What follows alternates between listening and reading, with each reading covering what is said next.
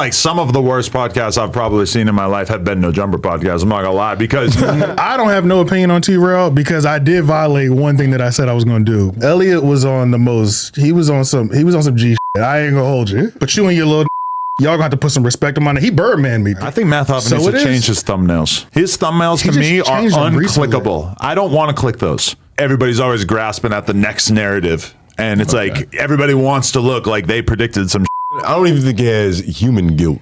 I've never done anything wrong. Forget white guilt. Oh, no, it's easy to have no guilt when you never done anything wrong. I hate to get onto a podcast and do a segment in which there is nothing to do except virtue signal. You're saying he was in Hustle and Flow. I remember I never watched like breakdancing movies when I was a kid. So what? This is not a breakdance. It wasn't. God.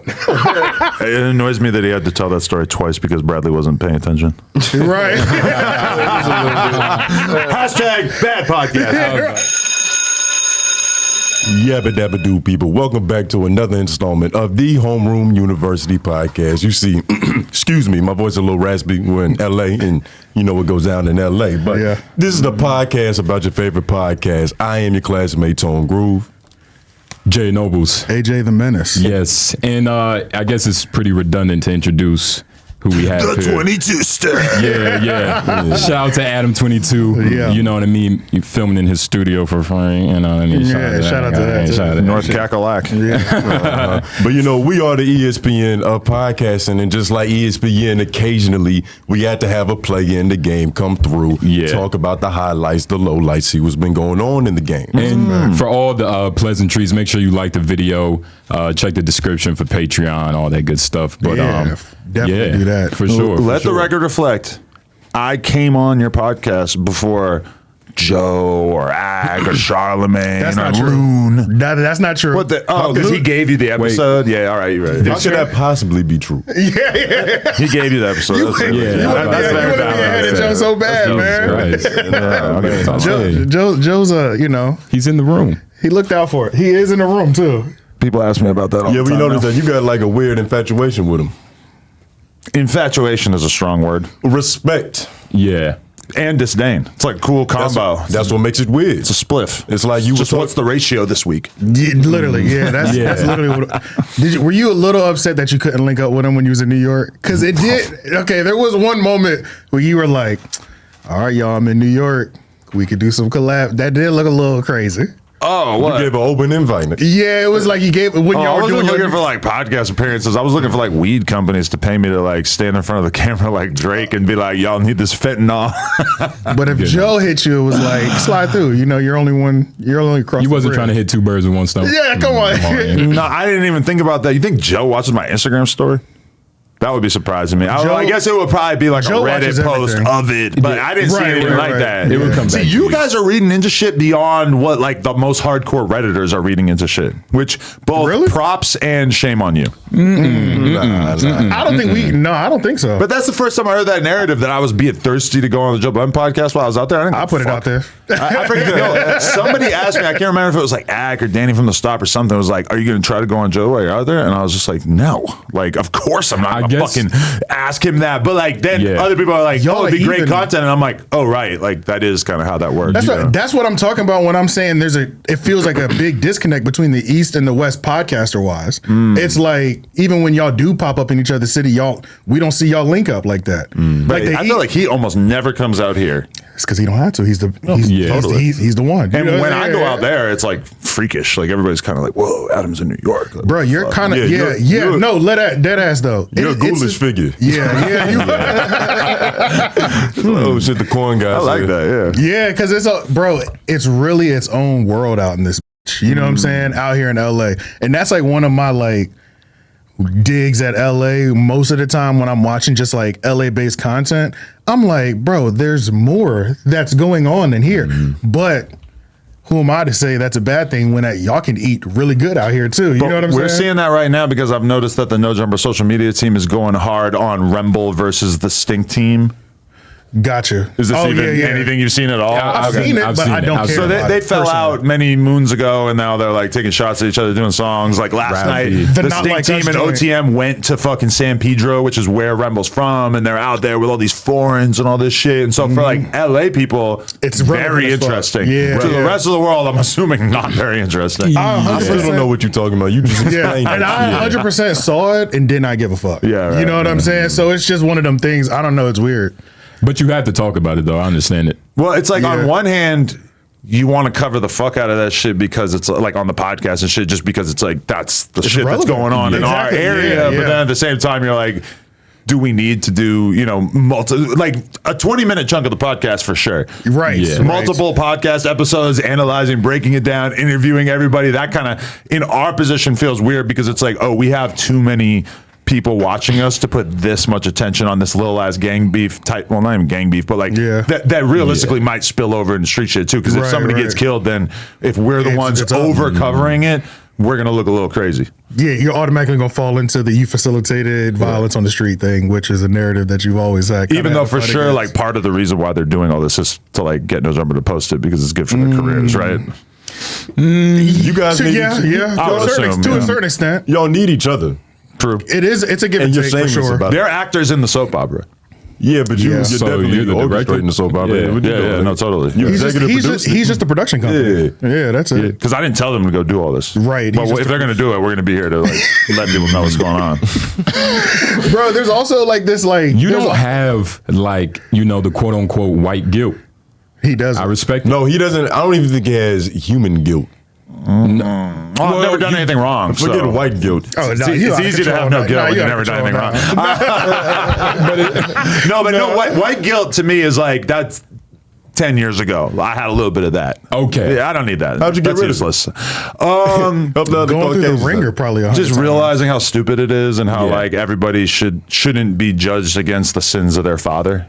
In this case, my father or none of my ancestors were involved in the slave trade at all. So really, how is that even relevant at all? You're taking it back to okay, but I'm not even talking about that white guilt. We're talking about the white guilt of like being a hip hop podcast. But you see how he just projected the white guilt though? Yeah. We need to bring that that's the original white guilt. That's the original one. Yeah. It all stems from that, right? Yeah, essentially. I guess. Yeah. But you're basically saying, better know than us. The worst thing I could do today would probably not really. It would pale in comparison to that.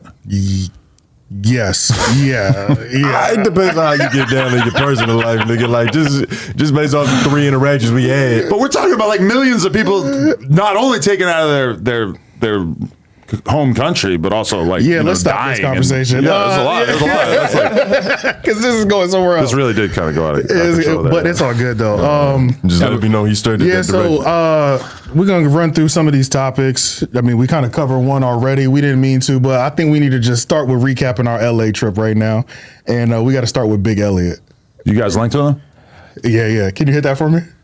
Can you hit that bell for me? Oh yeah. No, it doesn't need one. They just want to play the audio of the bell. Yeah. Just it's like a gong. All right, so Homeroom, we all flew in not too long ago. You know, we've been experiencing the LA lifestyle. Shout out to AD, you know what I'm saying? He's been making sure we good out here. Literally. Don't make that face. You know, he's a good guy. He's a good guy. Hating because you weren't in the club with us. Yeah, you know what I'm saying? You didn't have any San Diego-esque experiences? That sounds a little. I don't understand the context of that. I don't think I want one of those. No, we've been extremely good. Down on his booty in front. We've been extremely great. You know, that's good. So, but yeah, man, we've been doing everything with LA, connecting with people, Adam, you know, AD, and everything. So AD took us to this LA function, which is like the top of the summer. I guess one of the biggest parties of LA. And while we're there, we chilling, we having a good time. Niggas is popping bottles. We doing all that shit. You know what I'm saying? Yeah. Then we hear on the announcement, a hip hop legend is in the building. Elliott Wilson. I said, what? All of us said, nigga, who's in the building? The crowd went silent. Oh my God, Elliott. Oh my God. There was a gust. Yeah. Everybody started, Nigga, we looked up, but we have history with Elliott. Elliott was the first person of major notoriety to ever post Homeroom University. Oh, well, yeah. He's got a real spray and pray attitude towards Instagram. Yes, he does. Twitter, He kind of makes us pale in comparison. He'll just post one. That happens to me all the time. I say something on here and it's like, oh shit, it's a reel. That's crazy. Yeah. So Elliott was the very first person with any sort of notoriety in media, hip hop or whatever that posted us. And we called his work 1950s. What was it? We said it was old and bland. Yeah, we said it was old and bland, and we said it was commercial. We were kind of shitting on his podcast and his style of content. Yeah. So he posted us in his Elliott fashion with no context, just like posted it, and he posted a long chunk. So there's several things we saluted at the time period. He didn't cut off our lower thirds, so niggas were able to find us, kind of get at us. You know what I'm saying? Like we got rebuttal. Several people replied, Twitter is his stomping ground. So it was a feeding frenzy in terms of like Twitter, He put the opinion up and it was fair. He left it up to the court of public opinion. And he's like a real hip hop journal head. Like, does he respect you? So who do you look for respect for outside of Joe Budden? Nobody. I don't care about anybody. But no, in terms of Elliott, it's like, okay, we always like had this relationship where like I had been following him forever and would like message him praise or whatever. And then I feel like he caught feelings when I did an interview with Van Lathan. I might just be making this up, but I did an interview with Van Lathan, and on it, I basically was talking about, because Van was doing a little bit of a devil's advocate thing to me during that interview, and I was saying something about how Elliott was like the fucking the number one person in hip hop media when I was 19, which is a fact. Anybody who remembers his Double XL run, he was the only fucking show in town. Like the Source became irrelevant because they killed it so hard. And I basically acknowledged that, and then Lathan immediately tries to turn it into, oh, so you're saying he's irrelevant now? Oh, gotcha. And I was like, no, I mean, I would say that like he's not as relevant now. Like obviously he's just like one of many dozens of other people who have podcasts. So I don't know if he felt some kind of way about that, because then Laura said, oh, do you want to get Elliott Wilson on the podcast? I said, yeah. Is he coming through? Yeah, let's do it. And then she's like, he wants 10 grand.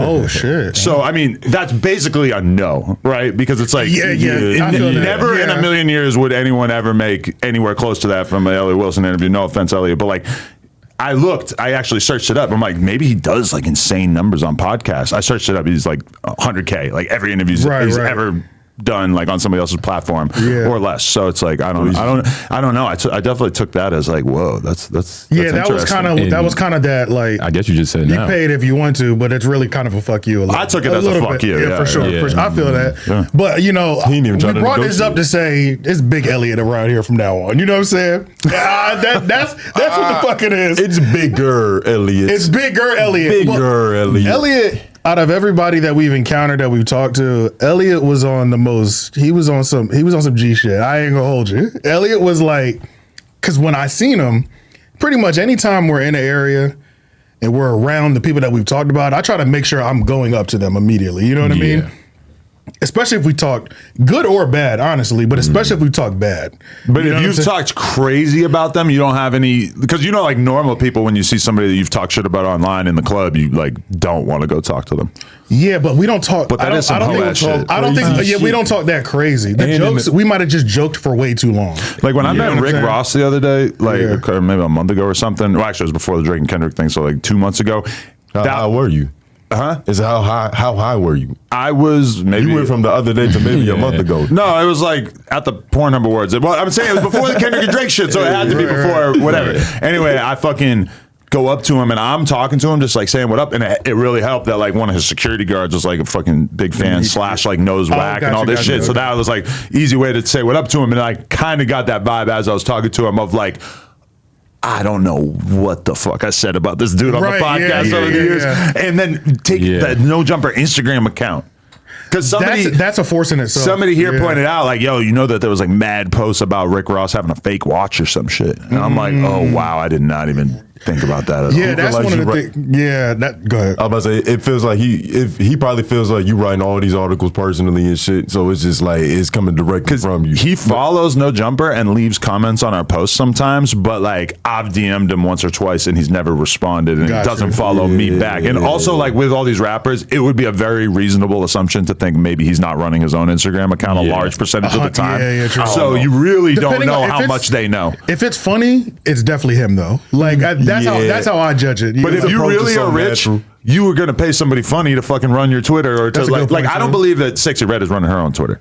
She's too in there. I know this bitch got other shit going on. Right. It's just too much. True. Yeah. Huh? So her nails are too long for that shit. But a nigga like Rick Ross is so authentic. He's getting on Instagram Live and there's no script. He's just talking. No, totally. But it's like, it would also not surprise me if he has an assistant who's leaving emojis on posts and shit like that. Because, on Snapchat, I don't need anybody to tell me why G's not running his own fucking Snapchat when they're posting like reels of him walking down the street in Oakland from like 6 months ago.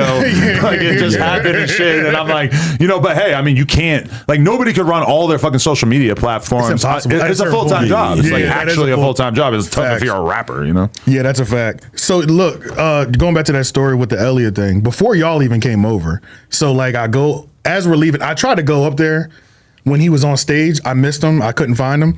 But as we're leaving the function, he's like right there. Like I'm passing by, he's right there. And I said, fucking perfect. Mind you, I'm a little lit at this point too. You know what I'm saying? So I said, yo, Elliott, shake my hand. Most of the time I always try to go in. I don't try to dap people up immediately, especially if I know if I talk shit about them. Try to go in for just a professional handshake first. Because we might not be on dap energy first. Yeah. You know what I'm saying? And you don't want to set yourself up for failure. I don't want to just come off fake like I'm gonna dap you up like we homies, but I've definitely kicked your back in. So like, we did the whole handshake. And then I said, yo, I'm AJ the Menace. And he was like, okay. And then I was like, no, you know me. Like, you've posted us before. And then he squeezed my shit. We squeezed it just like extra hard at the same time. He said, yeah, I know who you are. I said, yeah, that's me. Yeah. It was like that. We're like locked in. He's like he was like, you young brothers got to put some respect on my name. I said, yeah, that's fine. That's why I'm here talking to you about this right now. Like, because it was his initial post, but I went full troll afterwards. So like he made his initial post, no context. I took the clip that he posted and chopped it up and clowned us, but doubled down on the shit that we were saying about him, and then he blocked us. That's revisionist history. Yeah, That's revisionist history. Saying what up to somebody who blocked you is tight. Yeah. No, I actually really respect your fucking cojones for even being down to do that. Yeah, but I respect that this shit got intense for a second. You know what I'm saying? It was literally like, yo, what's up? Yeah. Oh, that's you. Oh, what's up? Yeah. I said, yeah, that's me. Yeah.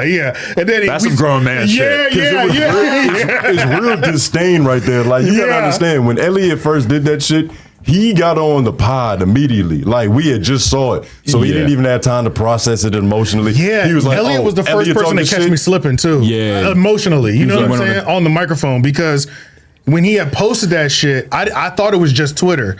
Then I go on Instagram, he did the same shit on Instagram. So I was like, hit the fucking button. You know what I'm saying? Like, and I'm like, this motherfucker, these niggas just pissed me off. These OGs are trying to shit on us while we trying to come in the game. What had fucked me up initially was like, our first time getting major recognition, it was somebody OG. It was an OG shitting on us. That bothered me at first. By the time the next day happened, I'm like, oh, I'm playing offense. It was a little emotional, but it was fine though. Accountability. It was perfect though, you know. But then Elliott kind of went on this mini rant right after y'all pulled up. And he was like, yeah, no, I respect what you, I respect what y'all do. I'm not gonna say everything he said. I respect what y'all do, but I fucking built this shit. You know, I said, hey, I'll just let him get his shit off. We're still holding each other, you know what I'm saying? That's what you do with old men. Let him get his shit off though, you know what I'm saying? And then they pulled up and then he was like, it was the same type of vibe. Yeah, it was still, because they pulled up on that higher energy, because they were like, yo, where's that? AD was like, bro, he's over there talking to Elliott Wilson right now. And just to like not try to exaggerate how kind of tense this interaction that we had, the security was like, are y'all gonna be good? I said, we're fine. You know what I'm saying? Like, we're gonna be good. So yeah, Elliott was on some, that was the most gangster pull up that I've had. Security came over because he was raising his voice, or was it just like a vibe? I think we had that energy with each other where it was just, we didn't know where we were going next. You know what I'm saying? It was we knew it wasn't about to be no fucking moment, but it was still like, if you're security, you can read people's body language. These two motherfuckers are intense on each other. Yeah. Do you think that if you had 21 Savage's demeanor, that it would have turned into a physical situation? Like, you know that basketball clip that has been going viral the last 24 hours of 21, where the fool like is like turning up on him. He's like, "Oh, you want some gangster shit?" Like, because I'm just saying, like, you or Elliott don't seem like the type of person that's going to throw a punch quickly. But you think that if you were a little bit more easily offended, that it might have got to a much higher degree? Whoa. We're not just going to let that slide. You can definitely throw a punch faster. I'm not saying he couldn't. I'm just saying I don't think he's going to do it in a professional situation unless it's like extremely costly. You come out very professional. I'm not Jimmy ability. That's my goal. You know what I'm saying? Like, I've done bullshit plenty of times, but I'm not approaching any business situation or possible business situation with that at all. If you were to especially if I plan on staying in this industry, you know, if you were to get in a physical situation with someone like Elliott Wilson, it would follow you for many years in your career. It would be the corniest shit because it would probably be me jumping out the window first. You know what I'm saying? Like, you're way too early in your career to do that. I think if Elliott was like, if Elliott really had disdain for us, I think he might have been more lit or hype on me. But it was like, we just had like that, look, bro, I understand what you do, but you and your little niggas, y'all gonna have to put some respect on mine. He Birdman me. You know what I'm saying? That's essentially what the situation was. It was like a 2.5 minute interaction of straight Birdman. You feel like you tucked your tail? No, he didn't take absolutely not. He just doesn't want to be cellmates with Tax Stone. Yeah. Exactly. You think he was going to go there? Fuck. Not go there, but that's what I'm saying. Like, show you his gun? You do some hot shit. Don't fall for the tricks. Don't fall for the tricks. He's not going to take my joke and turn it you already said that? into a headline. Shout out Tex. AJ the Menace on if Elliott Wilson showed him his gun. That'd have been crazy. But I'm not in charge of the titles on this one. But no, I don't like what he's doing to our podcast. This is the first time this ever happened. I don't like what he's doing to our podcast. We need to take more rain of this shit. Wow. What the fuck? No, but okay, you know what this makes me think of is when QC ran down on Joe Budden at the mall and basically were like, you're going to put some respect on Lil Yachty. I think that's what, and then we saw part two. Was it giving that? Yeah, because we don't know, but possibly because we never saw it. Because it feels like the whole mall situation was like a respectful man-to-man thing too. Right. But it was also probably like a, if you don't comply with what we're saying, we're going to beat the fuck out of you at some point. Possibly, because we don't know how they pulled up. He was in Atlanta. Joe was in Atlanta. QC, they just feel like it's 20 minimum anytime you do run into one of them. You know what I'm saying? And Joe feels like a solo shopper. You know what I'm saying? Like him and maybe his girl or some shit like that. Him going to buy a belt alone in Atlanta is insane. That sounds like if I go to Atlanta right now, I'm only seeing the hotel room without security. But to put context on that, he was just running to get a belt real quick because they had to do that. He was running in and out. It do be like that. Yeah. Oh, I thought he had to get some socks or something, but regardless, he ran into the wrong niggas. So I saw 21 going to Macy's by himself one time. Macy's is a safe place. Depends on what Macy's you're at. I was with Lil Pump. It was weird. And it was from like a weird distance where we were like. But he was like hella far away, so it was almost like you couldn't even tell. You could have been anyway, dude. And this is a long time ago too, but yeah. But shout out to Elliott though. Yeah, shout out to Elliott. We did disrespect his legend because I had like for sure. Essentially, my idea was that what you did before I was conceived doesn't really matter to me. But then after he posted us, I did my research. I was like, oh shit, like okay. Yeah, because like in the hip hop media world, it's totally fine to like have a knowledgeable take about somebody and dismiss them as a result, but to like just not be aware of somebody's contribution and then kind of write them off, I feel like is like a serious sin, you know? But I do hope that we can have a sit down. We did exchange contact information and stuff like that. So I hope next time I'm in New York or something, we can link up and do something. Cause I feel like a real conversation still would be good to be had or whatever.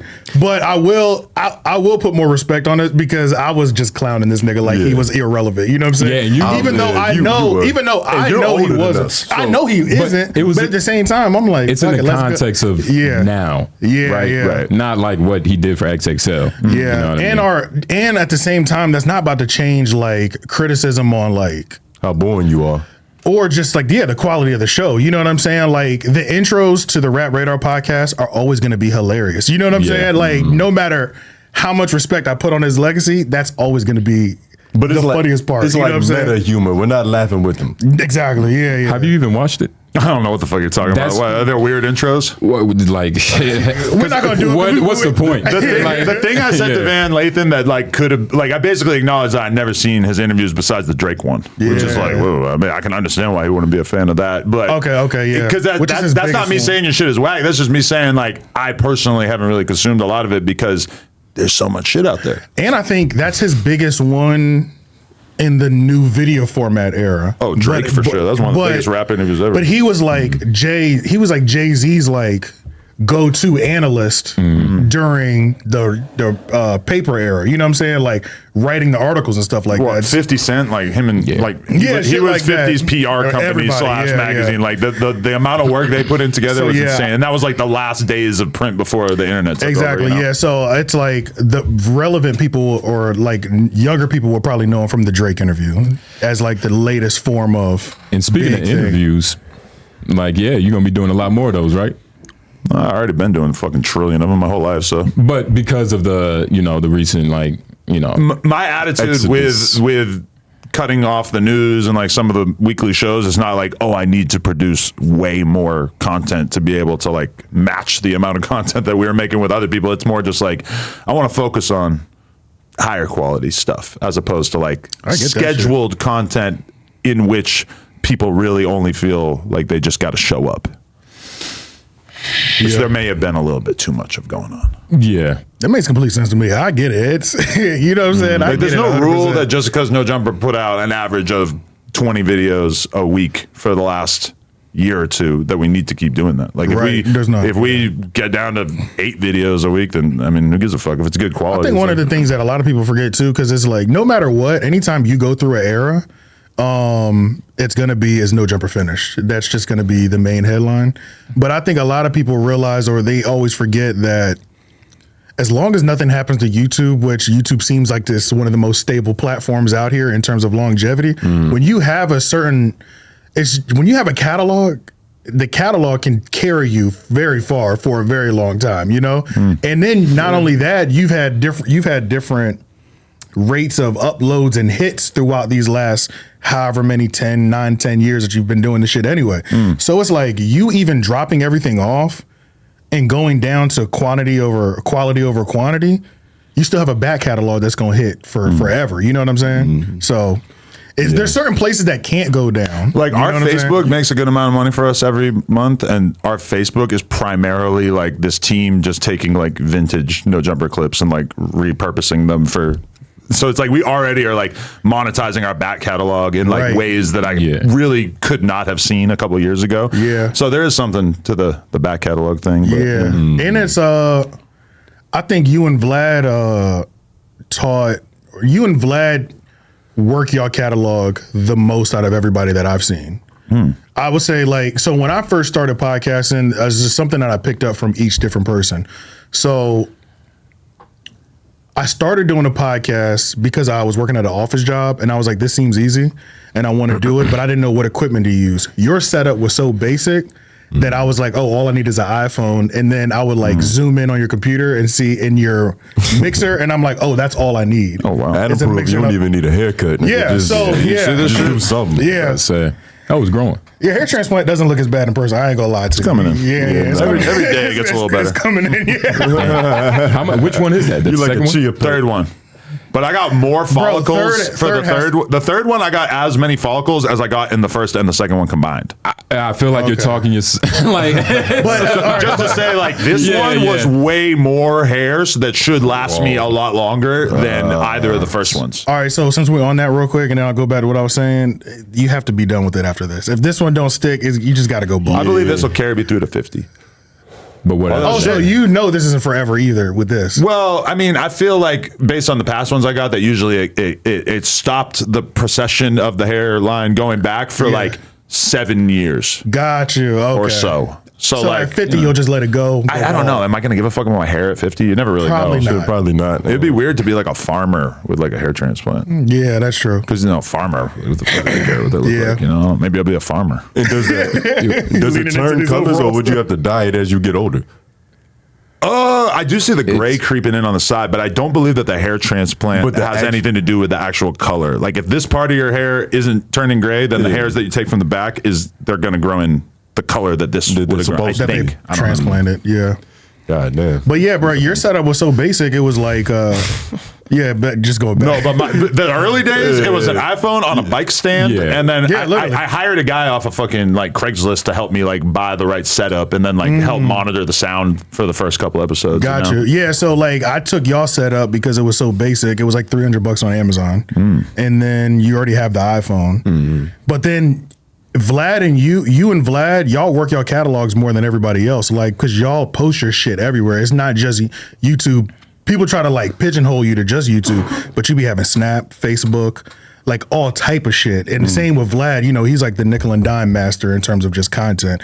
And I feel like he's on all those platforms as well too. So y'all just like monetize it in more way. Y'all monetize the actual view more than other platforms. Yeah, like a piece of content, an hour of content is worth so much more to me in my mind now than it used to be when it was just YouTube. Yeah. Because all that shit could have its own lifespan, and over the years you could run it like multiple times and shit, you know. Yep. And you even said with this new evolution, you was looking at like Vlad as like, you know, what you were trying to go for. Yeah, I mean, like Vlad could have a fucking news show going every morning. Why does he not do it? Probably because he thinks it would end up being like sort of low quality in the end, you know? It's just a waste of time. Like, who wants to hear Vlad report on the weather? Or like, I just like the way his content is a little bit more purposeful. We got shit to talk about. Let's do an episode. Yeah, but he also has a certain amount of like respect and class when it comes to this shit, right? Like, oh, I'm so classy. What are you talking about? I mean, you're not the classy. No, this is a shit show in a way that Vlad isn't. Vlad shit is very clean cut, professional. Nobody's smoking cigarettes or going to the bathroom or you know, whatever. His shit is very like well polished and like, produced, why would you put Red Bull in a wine glass? Yeah. And you don't want to be like, do you want to be that clean or you just want to be cleaner? I just felt like the news and the weekly shows were like not really doing what they were supposed to do. Red Bull in a wine glass. I'm not gonna say no, but that was just like too much. That's all I'm saying. It's just like a little too much content. I don't think we need to make that much content. We should focus on the content that we do put out being top notch. Yeah, I get it. So, what are you passionate about right now? Doing interviews is probably like my main passion in life, I guess. Aside from like making money, also I guess it's got to be up there. Plug talk is. But I don't feel passionate about fucking bitches. You're passionate about it. It's fun. You're passionate about it. I'm probably like not any more passionate about my own sex life than I'm probably way less into my own sex life than the average person. It's just I'm doing shit on camera, but it's so different, and people don't really get that. Yeah, because it's a cognitive dissonance. Like regular people fuck like 2 to 3 times a week if they're lucky. Yeah, you fucking twice today, right? No, that's tomorrow. But see, yeah, it's just like. When's the last time you said that? Don't say his fucking schedule. Those 3 bitches up for next week. Me driving to the office to do a 2-hour podcast with you guys, and me driving to the office to do an interview / porn with some girl. I don't feel any different. It's just content. It's all part of the day. I'm just showing up, doing content, and then going home. Right. Yeah, I mean, I have different feelings during it, but it's like, you know, it's all content. Yeah, you know, I think people have a disconnect that this is just your life. I feel like it seems pretty regular to me. It's in the schedule. Yeah, it's like that's how he just lives his life. Like, you know what I'm saying? I could have a cold. I could be mad about something. I could whatever. You just everybody's life is different. Some niggas, you know what I'm saying? They just don't have fucking a part of their schedule. But if you run a media company and a porn business, that makes complete sense. That you got pussy on the schedule. You know what I'm saying? Like, Menace Material fans, look out. We got a new branch on the way. Bro, you guys would be rich instantly if you just start smashing some random at the end of every episode. Wow. You think so? Well, actually, I don't know. But maybe.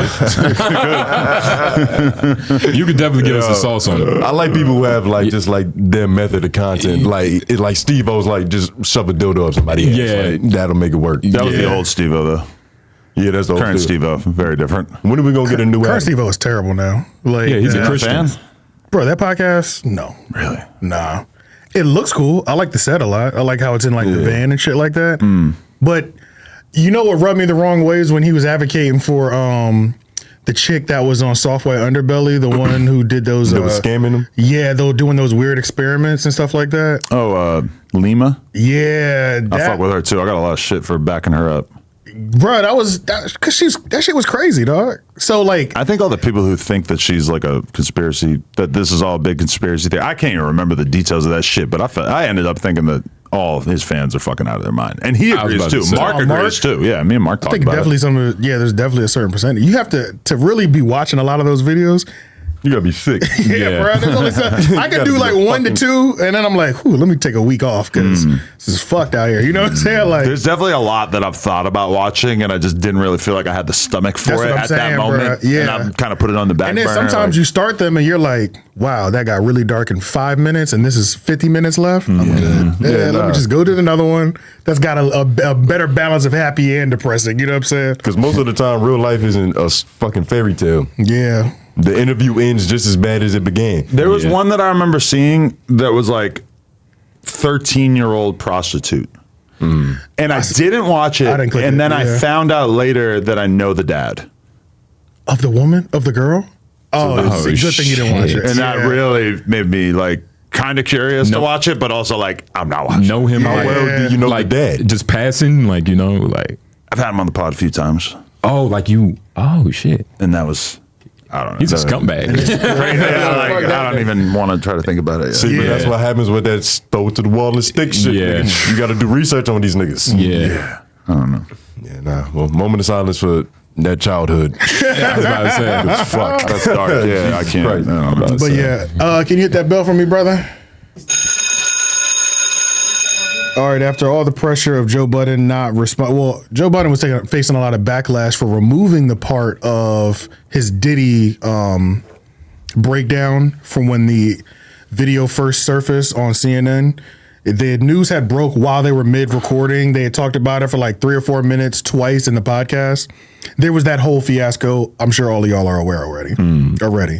Today is Wednesday, and he released his new episode, and he's fully addressed it finally. And he's fully denounced Diddy. And he did it in Joe Fat. He didn't give a half kick your back in. He did a full kick your back in moment. And I think we're going to have to skip a little bit towards like. You're going to skip Chig Smooth's intro? Shout out Chig Smooth. Chig was kind of prefacing it with everything that I just said. This is a person I've been like avoiding subscribing to for a while. Why? Because why you hating on Chigs, man? Damn, I feel like if I subscribe to him, I'm going to end up watching like at least a couple videos a week. And I don't know if I got You're scared of being more informed. You're scared of being locked in. You know, it's kind of like there's only so much I'm willing to introduce to my subscription tab. You know what comes with this. You don't want to make that investment. You know? And you've already chose Danny from the stop side. That's what I'm saying, yeah. Well, I feel like this guy's more well-rounded. Danny's like very Joe Budden specific. So why'd you hire Danny? Yeah. Should I inquire with Chig Smooth? Well, I'm not managing They just had a little beef. We're going to cover that. Oh, really? Yeah, Joe facilitated it on our Twitter space. Oh, shit. But yeah, hit play. I think you might have to skip at least 2 minutes into when Joe starts talking. Here's what Joe said about Puff and Cassie and also about the apology video. We're starting with the news that CNN broke last week where they obtained hotel footage of Puff violently, graphically stalking and attacking Cassie. If that other angle come out, maybe kidnapping as well. Whoa. But when it turned the corner, we don't get to see. But you ran a long way down that hallway, and if you dragged her even 4 more feet, we now include kidnapping. That shit was disgusting, what we all had to witness. That shit was almost unbearable to watch. I'm certain that was triggering for a lot of people. Absolutely. A lot of people that saw it. And that was Friday. I assumed that he would go and just hide somewhere. But why would you do that when you are just a glutton for attention? So he pops right back out. Talk about tone deaf. Talk about inability to read a room. Where are the fucking publicists? Where's anybody in this moment? But he pops back out with this half-hearted bullshit apology that was like, it's almost offensive. It was like a slap in the face, that apology. I didn't even watch it. I don't need to hear from him. Uninformed part. I mean, I watched it because it was quick. It wasn't even, he didn't even try to put some sincerity into this thing. That CNN Puff story broke as we were recording. Literally.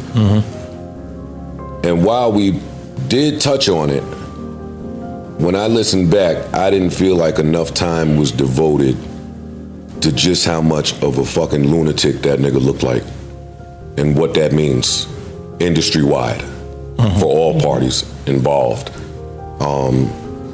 I think this broadcast is too big and comes with a great responsibility in matters like this.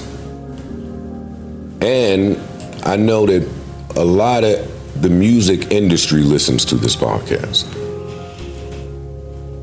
And I don't think this is the last of it, nor do I think that he is the only one. So at any point we want to start having some uncomfortable conversations. Not only am I down for it, but I'm down to initiate it. Because this shit is a mess out here. And he looks like a fucking nut. He looks like a complete monster. Just a complete evil. All right.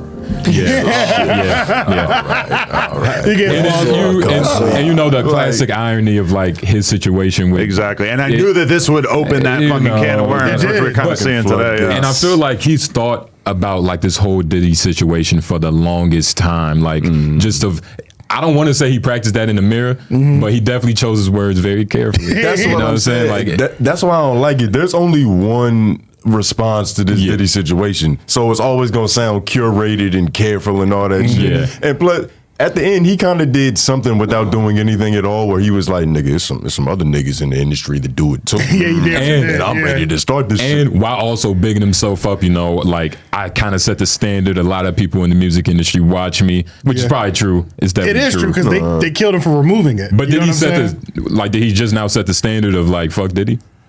Yeah, he did. But you've kind of gotten to the point where even if Diddy was your best fucking friend, if you've got a podcast and you're expected to speak about this, like, could Diddy hold it against you after that video comes out? Like, there is no reasonable reaction to that video aside from this is abhorrent behavior, and I really need to make it perfectly clear that I don't support this in any way. Any reasonable person has got to say that. No, literally. I would not do this to my spouse. Which I struggle with because I hate to get onto a podcast and do a segment in which there is nothing to do except virtue signal. When the virtue signaling is so obvious and you're saying things that really usually don't need to be said. I think it's wrong to beat women. You know, usually we don't got to say that.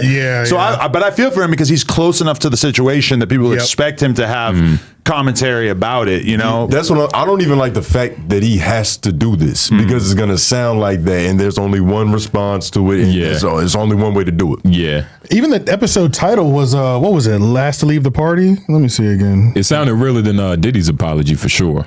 But do you think that there was really anything that I've seen so many people saying that the response was tone deaf and it was the worst apology ever, which I kind of feel like Diddy's apology? Yeah, but I feel like everybody, like in the commentary community or whatever, I feel like everybody says that about every apology. Let's be honest. It's always apology. I don't know. You thought it was that bad? That apology was worse than your improv. Let me tell you. I'm pretty bad. I think that it's worse than your implants. Okay, he demonstrated one thing, that he feels like shit about the whole thing, right? He looked miserable. That's the only thing I got from him. He looked like he was coming down. But the reason it looked even crazier is because he was saying the truth will come to the light and y'all will have to admonish my name pretty much. Like he was moving with that energy of, nigga, this shit's all fake anyway. And one day y'all are going to be apologizing to me. And so that was the energy he had. And then as soon as the video comes out, he's like, I'm getting help. It's like, come on, bro. He put out that statement like a couple of days before that came out, right? He should have just kept, he should have just said it was AI, honestly, if he wanted to keep that energy. It was just like, it was all over the place. Just completely which made the apology look crazy.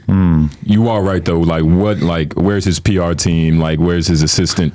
But I have to imagine that the PR team somehow was involved with that just because, like, there has to be people involved, you know? It's like, there's no way he could actually like put something like that out, which to be fair, he has been putting out a lot of content in general, like photos of him with his kids, with, you know, like he's actually just been posting shit. Yeah, that's true. Which very few people would in this situation. Well, that's the thing. It seems like his PR or at least his legal team is advising him he hasn't made any statements on anything that we've seen. They ran up in 3 of his houses. He didn't make no statement on what we saw there.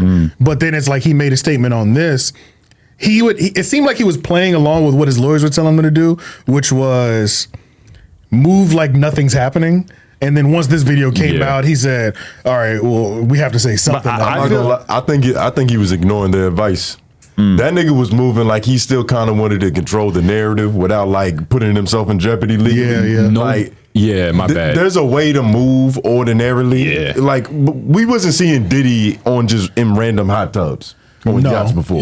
Not like this. Until he started going outside and trying to project like everything. Saw a lot of family energy during this. I feel like he's rich enough to stay private. It's a very specific PR tactic at this point. When something looks so bad that there seems like there's almost no way to get away from it, you might as well flood the zone with a bunch of bullshit and hope that you can kind of like muddy the waters, because that's what Tory Lanez did expertly. And I feel like even if the fact that he lost the court case, he managed to convince a gigantic percentage of the hip hop audience that he was innocent. That is true. And really, like, creating that sort of confusion is maybe the best thing that Puff could hope for at this point. In terms of his public image, because he's seeing even the voices that were willing to either be silent or speak out on his behalf. He's seeing almost all of them run for the hills now, and you're seeing all kinds of people issue apologies. I shouldn't have been so lackadaisical about this. I should have held him to a higher standard, you know? Yeah, and shout out to the people who did kind of double back, like Slim Thug doubled back and apologized to Exactly, Cassie. He's what I was thinking of.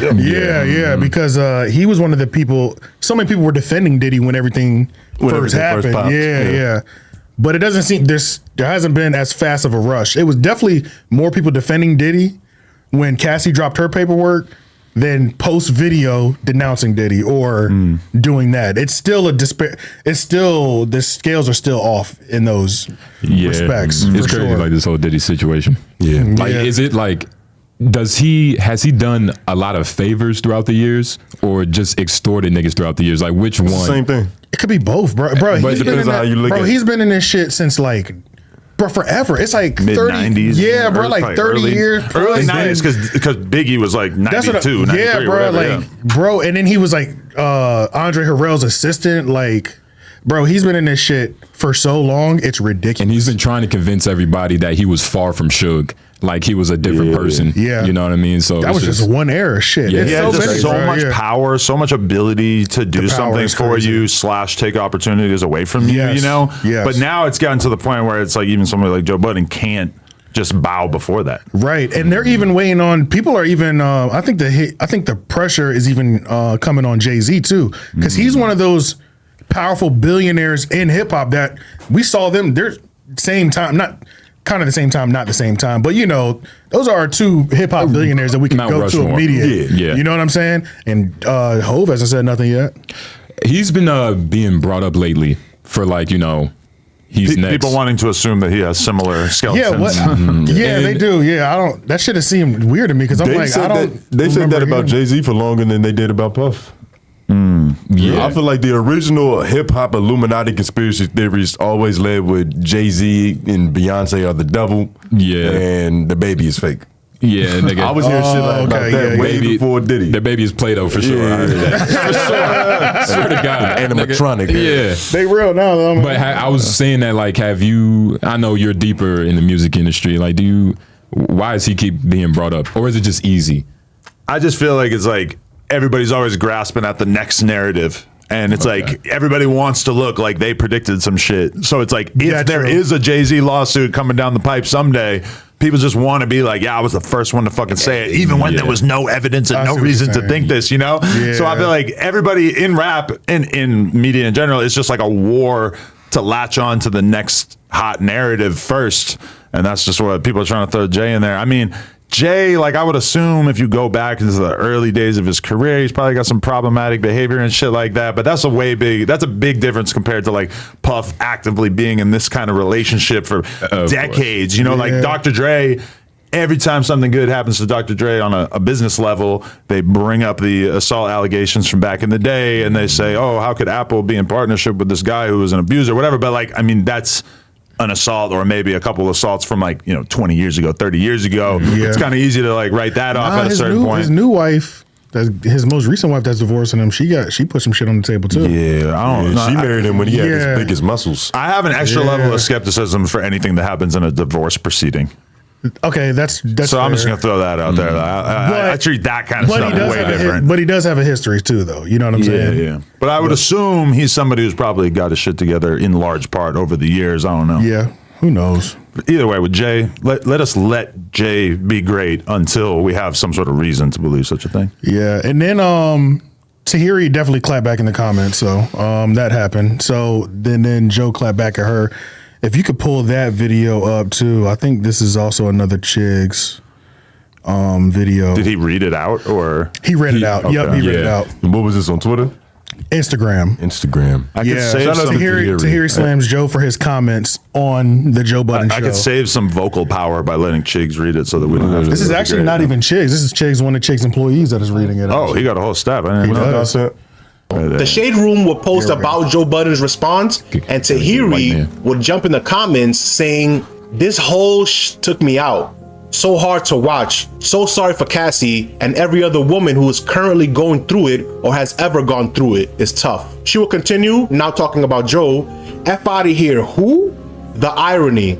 This is so triggering. I remember Joey throwing me down a flight of stairs, dragging me back into the house, and me having to talk him into letting me go. But Joe would see that comment and respond in kind, saying, Tahiry, you are a lying, failed gold digger that has abused, targeted, and manipulated many men. Outside of me, you lack an identity, which is why you've tried desperately to attach yourself to me for over 15 years. The last time I saw you, I purchased a mattress from you and you were happy you made the sale. You were fine then. There was that night at the Starlet 6 years ago when you invited me inside your new place. You were fine then too. You were on my body your entire last stint on Love and Hip Hop and tried your best to disrespect my son's mother in the process. I had to ask producers to keep you away from us like the cancer you are. Yet you continue to slight my name online because it's your identity. I don't speak to you or about you because it's low vibrational.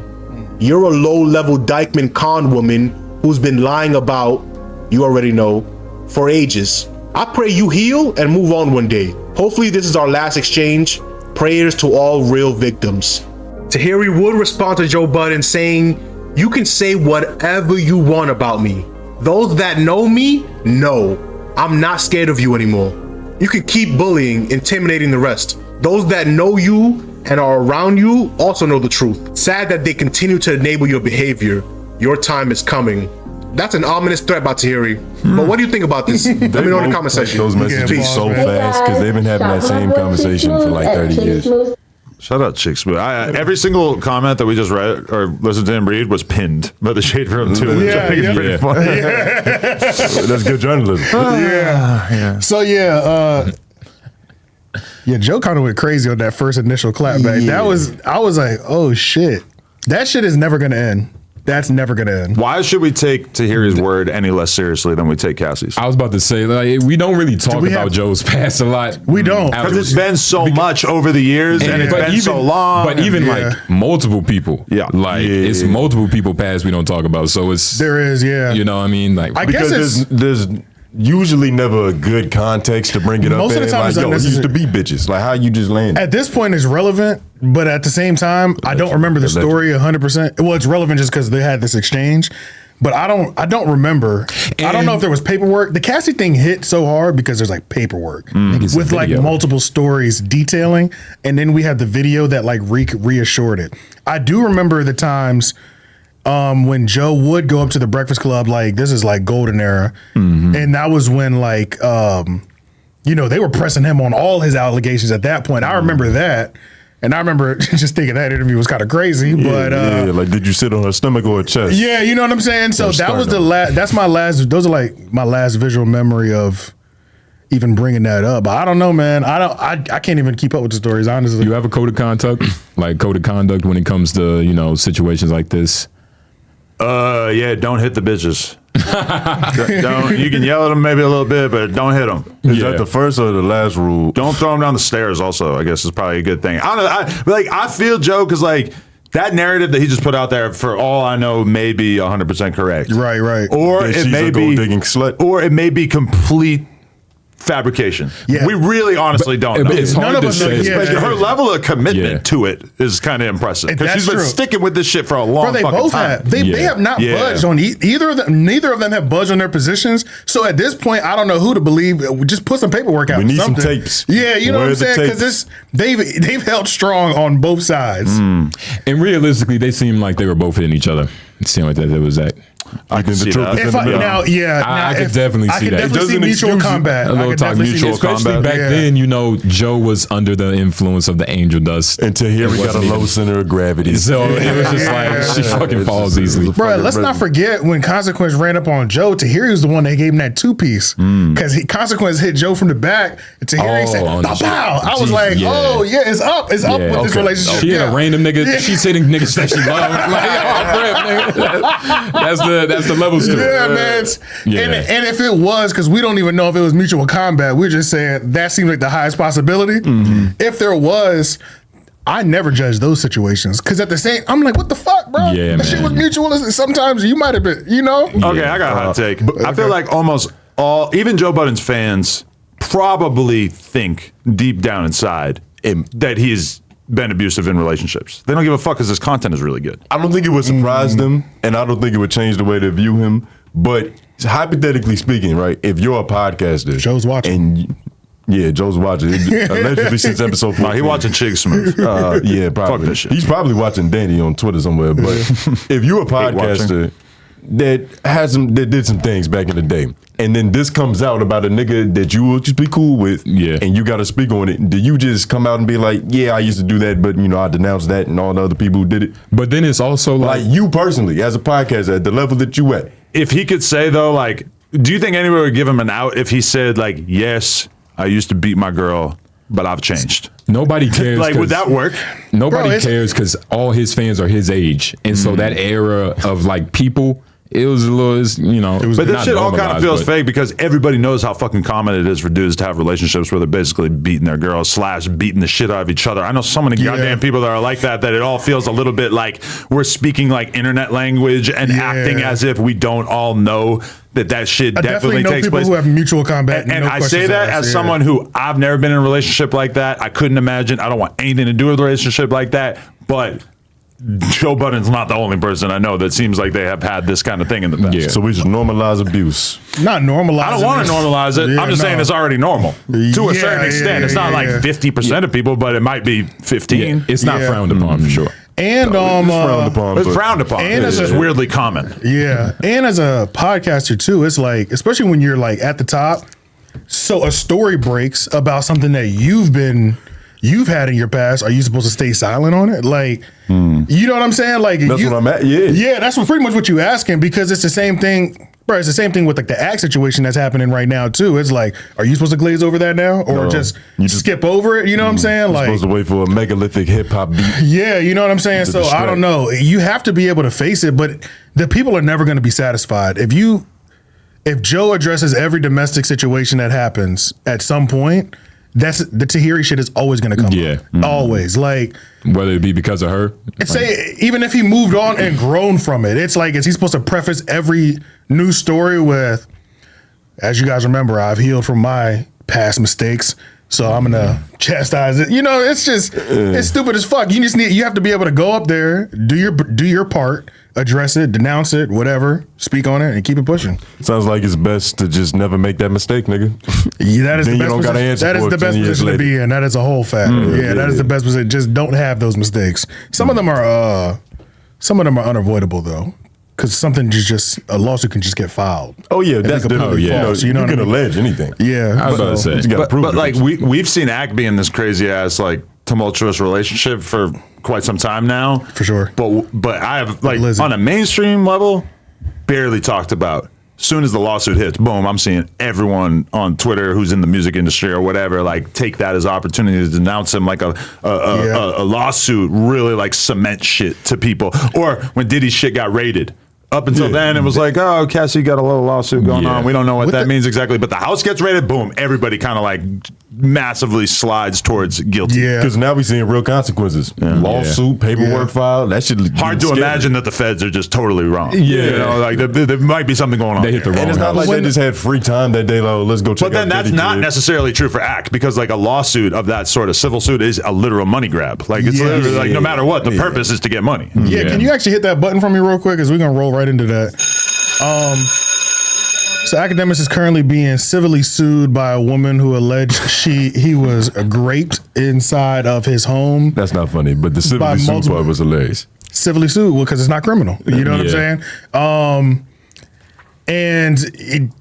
How do we all feel? You think it was just a straight up money grab at this point, right? Well, I'm not saying that there's zero truth to it. I have no idea, but I'm saying that like for sure the purpose of this is to, you know, get money out of him. For sure. Like that's the whole intention here. There's several things that are already kind of strange about this. Just as another reminder, this is just civil, you know what I'm saying? The incident happened.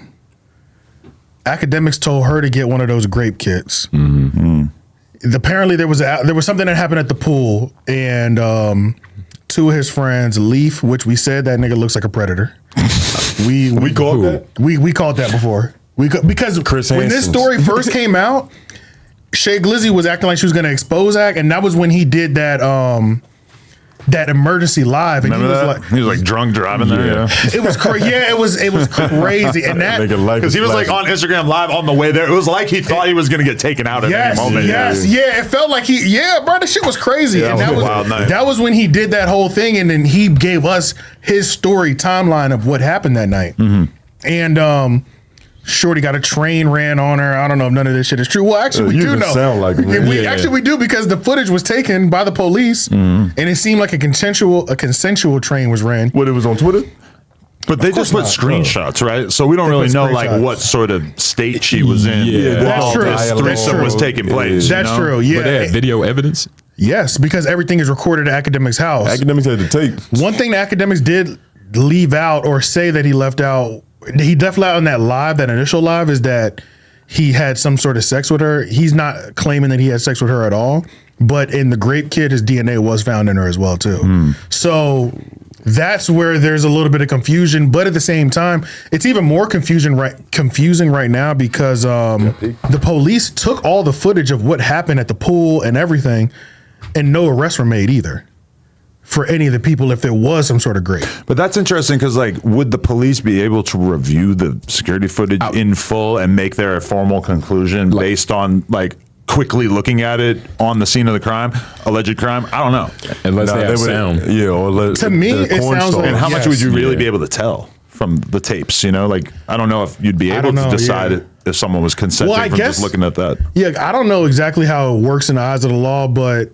She was saying that they were like kind of like forcing her to take shots over and over again. So I guess if you can tell that she's drunk, because I don't think you're able to give consent if you're under the influence. Yeah. But at the same time, I feel like if there's video footage of them, because they said they took shots of liquor at the pool and got drunk at the pool, you should be able to see them keep forcing her to take shots. Yeah. In the footage. It's just, but did they not? That would take a very meticulous analysis of the footage to be able to come to that kind of conclusion, right? And have you guys all been? I've been in this situation multiple times where you're around a girl, everything seems all good, you go to take a shot, boom, the bitch is fucking annihilated. Yes. After one or two drinks. Yes. A lot of girls barely fucking eat.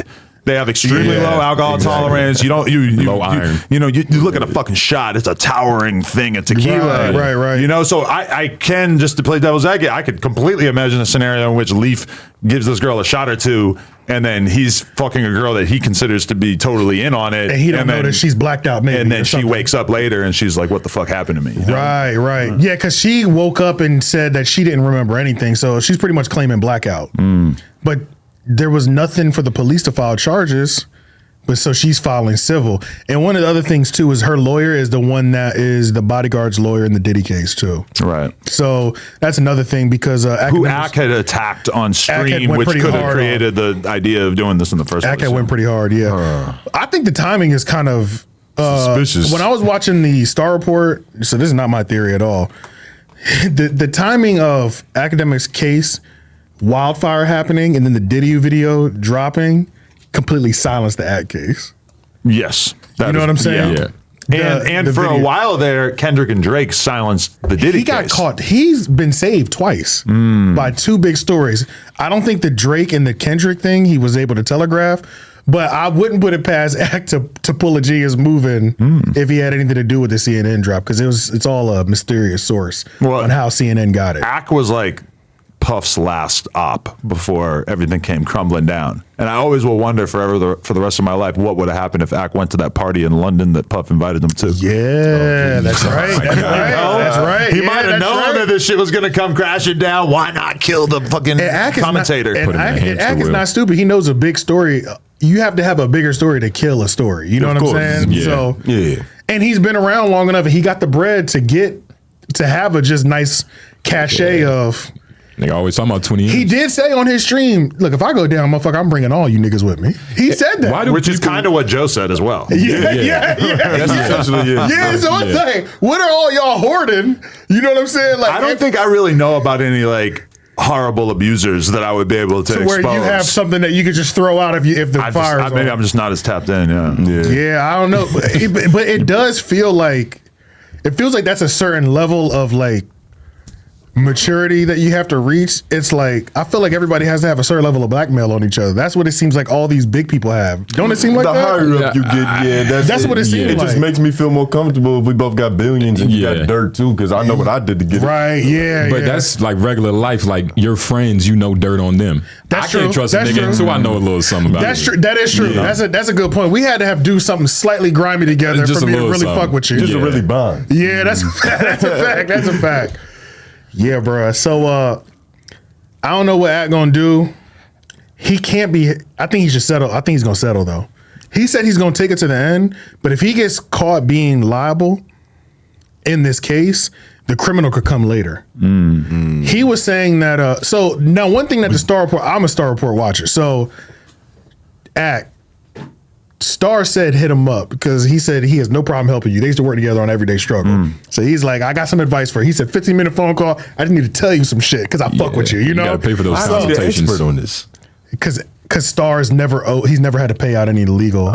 You know, there's like all these stories with Star where he had to pay DJ Envy. He's never paid a dime. He's never paid an FCC violation or anything like that. He's won all his cases, and a lot of them he's represented himself. Star seemed like the type of nigga he like reach out to legally. me. He like reach out to me. We need to talk because the lawyer was in his live stream and donated $100 to that stream as well too. So he said, Star, the lawyer from this fucking case. Yes. Oh my god. Star said, "Hey, he's here. You need to call me, motherfucker." You know what I'm saying? I need to learn about this guy. Has he done like interviews before? He's a legend. His biggest thing was he's a Hot 97. Well, he was a Hot 97. Oh no, I'm legend. talking about the lawyer, right? Oh, the lawyer. Yeah, because the lawyer is really becoming like a huge force in the culture. He's marketing Yeah, himself. it sounds like it seemed if you drop $100 donations on motherfuckers live stream, you're trying to be the next Brian we got Steele type clout shit. lawyers now. Yeah. Might interview him. No, but like there's been a lot like of situations, honestly, that like I've seen play, or I've dealt with lawsuits, not for anything even remotely like this, but like where you just have this decision, like this lawsuit is going to cost me more than $1 million, or I can pay $20K right now and just make it go away. How petty are you? Exactly. Yeah, Are you petty that's what it enough? comes down to. But this is different because it has to do with his fucking reputation. If he settles that's this, very true. it's going to make him look a lot worse than if he actually fights it and wins. But you're just like introducing so much risk by fighting it, because if the question is like, are you liable? Like, to what extent is the jury or whoever going to be? And they're demanding a jury. Are they going to be understanding about the fact that you're living this crazy lifestyle where you're all getting drunk with girls and having crazy threesomes and shit? Like that's a huge risk. And she's demanding a jury too. And they say it's supposed to be probably because they know that's the worst for him. Exactly. And they say it's supposed to be of your peers, but Roscoe Dash isn't going to be sitting in that motherfucker. Nobody over there is going to understand that lifestyle. No, Dom is live's not going to be on the jury, especially because of just Ag's history. It's like he has so much screen time of him talking about women and things of that nature.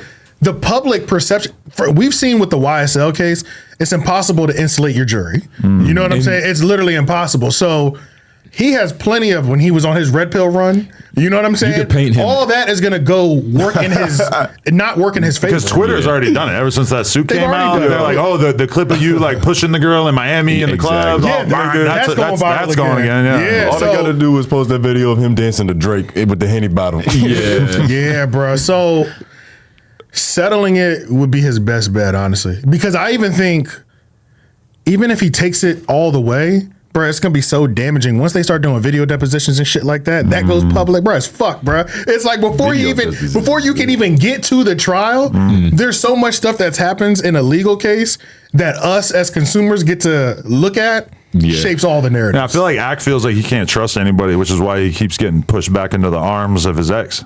Low key, you know, because like especially with this shit, because he knows he knows he can't trust her. And did you see her wilding out on Claudia over the weekend? I don't even look at his Reddit to see if there's like meta commentary going on about this. Who's Claudia though? So Claudia is this white girl who used to be a stripper, and she works for Ak, and she I know her because I saw that. She did a panel episode with like me and Sharp and Blue Jasmine one time or whatever. But she's a very nice, normal chick. Okay. But it's kind of funny because when you'll see her at Ak's studio, she's a white woman with a mixed child. And so your brain immediately is like, oh, that's Ak's kid. But it's not Ak's kid. Got you. It's from some other guy or whatever. But like Shay Glizzy fucking hates Claudia because she got her fired too. I saw that over the weekend. I think she's fired. Really? Yeah, because I think when I saw Shay Glizzy's post on the Reddit, it was saying something like "got this bitch fired" or something. Like that. I don't know, but I think either way, she was saying some terrible shit that I will not even fucking repeat on here. But saying shit about Claudia's kid and all this crazy shit, like she really got a fucking target on Claudia's head for some reason. Have you met Shay Glizzy in person? No. Are you ready to? I will not interview her. I also forbid Sharp to interview her on this platform as well. Really? I just think that interviewing people's exes is just that's some low shit, especially like within the media world. I mean, that's a whole different level. Once we start doing that, the gloves are really fucking off. We've already had like I'm not even going to interview Tahiry, by the way. Yeah, like even if that was on the table, I'm not doing it. That's I feel like we've already been hit up. It's like there's certain shit where it's like, you talk about somebody, interaction, they're already hitting. Like, they hitting us up like, yo, I'll tell my side. The only one I wish I did that I didn't do, but honestly, I'm feeling mixed ways about that when Champ hit us. After we did a video about Math Hoffa and the Champ split, he hit us and was like, do you want to do it? And then he did one with Queen's Flip and it went crazy. Really? But honestly, it was that was just compassion for how bad that interview was. Like, Queens didn't even give the nigga a chance. So much so to the point where I was it's actually hilarious. What, Queen's Flip didn't do a good job with it? Queen's Flip started off like, nigga, I'm telling you, I'm gonna be biased. And then he doubled down. It was amazing. And it was like, Champ Champ was so professional, he couldn't say nothing. Queen's Flip would be, we got you. Then he stand up and like push through some drywall. But so I'm glad we didn't do it because we would have been robbed of this amazing moment. Right. But he's been kind of going on a tour. He's still kind of trying to find his foot. He's still working this story, and then like I remember he just did SO and Heineken. And they were the original My Expert Opinion. I thought they were making like a podcast together. They have a podcast together. So he went there to tell his side of the story again. And I think one of them brought up like, you still have more to tell? And he was like, oh yeah, I didn't give up all the story. And I'm like, bro, you have to get this. You know what I'm saying? I feel like that important. I feel like the bigger person because I do not care about this. Like, like I'm sorry, like whatever they've been through, they sat in the barbershop together, whatever. It just doesn't really. It's a little burnt out. I understand a lot of people who never cared about No Jumper cared as soon as host left. Yes. I just am not going to do that with Math Hoffa. Like, I just genuinely do not give a fuck about what happened unless. Maybe they could convince me. Maybe if they tell us he was doing some Diddy shit. Math. I think It's kind of interesting. It's cool. It's cool to do your "this is why I left" thing once or twice. I mean, my man's on like 3 and 4, but at the same time, it's crazy. People give a fuck because every one that I've seen it's 90K. It's at least like I say the lowest I've seen is like 70. Basically, it's like 70 to 100K every time. I think Math Hoffa needs to change his thumbnails. His thumbnails to me are unclickable. I don't want to click those. Even the ones of me in it, I haven't even thought about clicking them. I didn't get to see that yet. I feel that way about Joe Rogan's new ones. Joe Rogan look lazy. I feel like that's they look so odd and lazy that I don't even be realizing it's a Joe Rogan video till I really read what's going on. Isn't it not even I feel like it's just a picture from the thing. I think hasn't it always been that though? It's somehow worse than what it used to be. Yeah, they used to be kind of clean looking, but look at what they all are now. It's not even a thumbnail. It's just like it's literally a screen grab. But they used to be way better. I see what you're saying. And it would be that style, but it was like curated. It was more purposeful. It was an uploaded picture. Shout out to him for being the richest podcaster and putting in the least work and not paying a graphic designer. That's a whole fact. That's amazing. Yeah. Matter of fact, can you hit that button because we're gonna roll right over into Joe Rogan. I see how that bell is useful. Yeah. So It's Joe on to the next. Yep. So Joe Rogan just did. First of all, we were just talking about his thumbnails. I'll clip all this together. But Joe Rogan also just did an interview that I think is maybe one of the wildest interviews we've ever seen in our entire life. Yeah, that's he had a black icon on it. He had a black icon for sure. He had a black genius on there. Terrance Howard. Him. Yeah, celestial have knowledge. you seen it? I haven't. I'm going to just have to listen to you guys talk about it because I seen people freaking out about it on Twitter, but didn't actually bother to click any of the clips, which makes me feel like a lazy I think what's best consumer. to do, you might have to actually just YouTube that because I don't even know if that's in there. What's best to do? Actually, it is in there. This one dude put in the comments, Cat Williams, after he reads 3,000 books, turns into Terrence Howard. Yeah, Terrence Howard is Cat Williams' final evolution. So he thinks he knows what the fuck's going on, but he's actually kind of clueless. No, nigga, he remapped the periodic table. Yeah. By tone and color.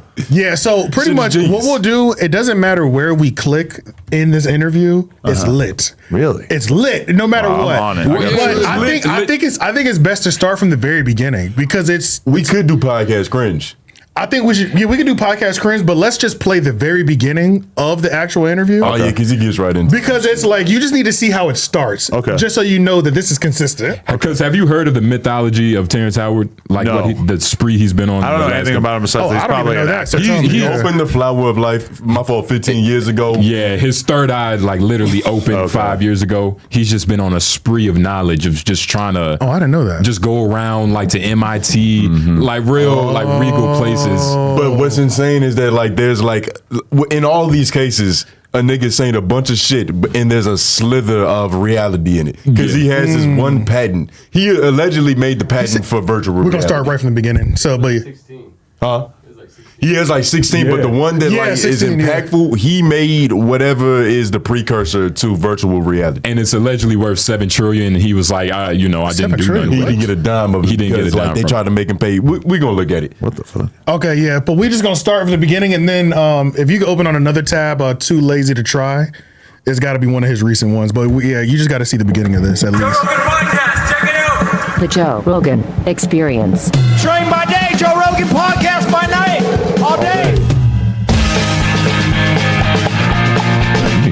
How did you get started with all this? I didn't come into this world the way everybody else does, I don't think. I used to think that everybody had the similar experience, but like if I asked you, what was your first memory in life? What would it be? I don't think I know. My first memory was almost like when you're dreaming and you're falling and you hit the bottom and you wake up. Mm-hmm. That was my first memory, but I didn't wake up here. I was inside my mother's womb. And I was about maybe 6 months inside the womb. And I'm like, okay, don't forget I'm here. Okay. Don't forget. You go to sleep. You wake up again. Now something's moving in front of you. And you're like, oh, that's my friend. Can you pause it real quick? But I had a different name for it. I didn't even notice his shirt. It was my hand. What is that? I was thinking that too. That's a very interesting shirt. This whole, like what you just watched, just imagine like 30, like. No, it's 3 hours. It's 3 hours of 3 hours of this. But it gets worse, like he's just getting warmed up, but we're starting in the womb right now, right? You know what I'm saying? Like, that's impressive because I have a friend who swears up and down, and I trust him about everything else. So I guess I'll trust him on this. He says that he remembers like being in the doctor's office, like or the hospital as he was born. Are you serious? But he did not. He does not say that he remembers being in the womb. And he don't own no patents. My sister says that too, but she also thinks she's autistic. So I don't. Yeah, I do not remember the womb. Or anything throughout the first couple of years of my life. I don't think I really remember anything for the first 5. I can kind of remember like my first memories are like preschool and kindergarten. Yeah, I remember preschool, but very vaguely. I kind of remember the room. Yeah, nah. I remember like some of the toys. Bro, the most distinct memory that I have of kindergarten is feeling like I was retarded because everybody was learning how to tie their shoes and I couldn't figure it out. And then also not being able to see the board and having to wear glasses since kindergarten. Those are my two memories. Word. That's it. That's it from kindergarten. Mine was racism. That's what I learned in kindergarten. For real? Yeah, because I remember I had woke up and I put my shirt on to go to school and I had like a $5 bill in my sleeve. So I was like, oh shit, I got $5. I went to school showing that shit around. It's reading time. I dropped my $5.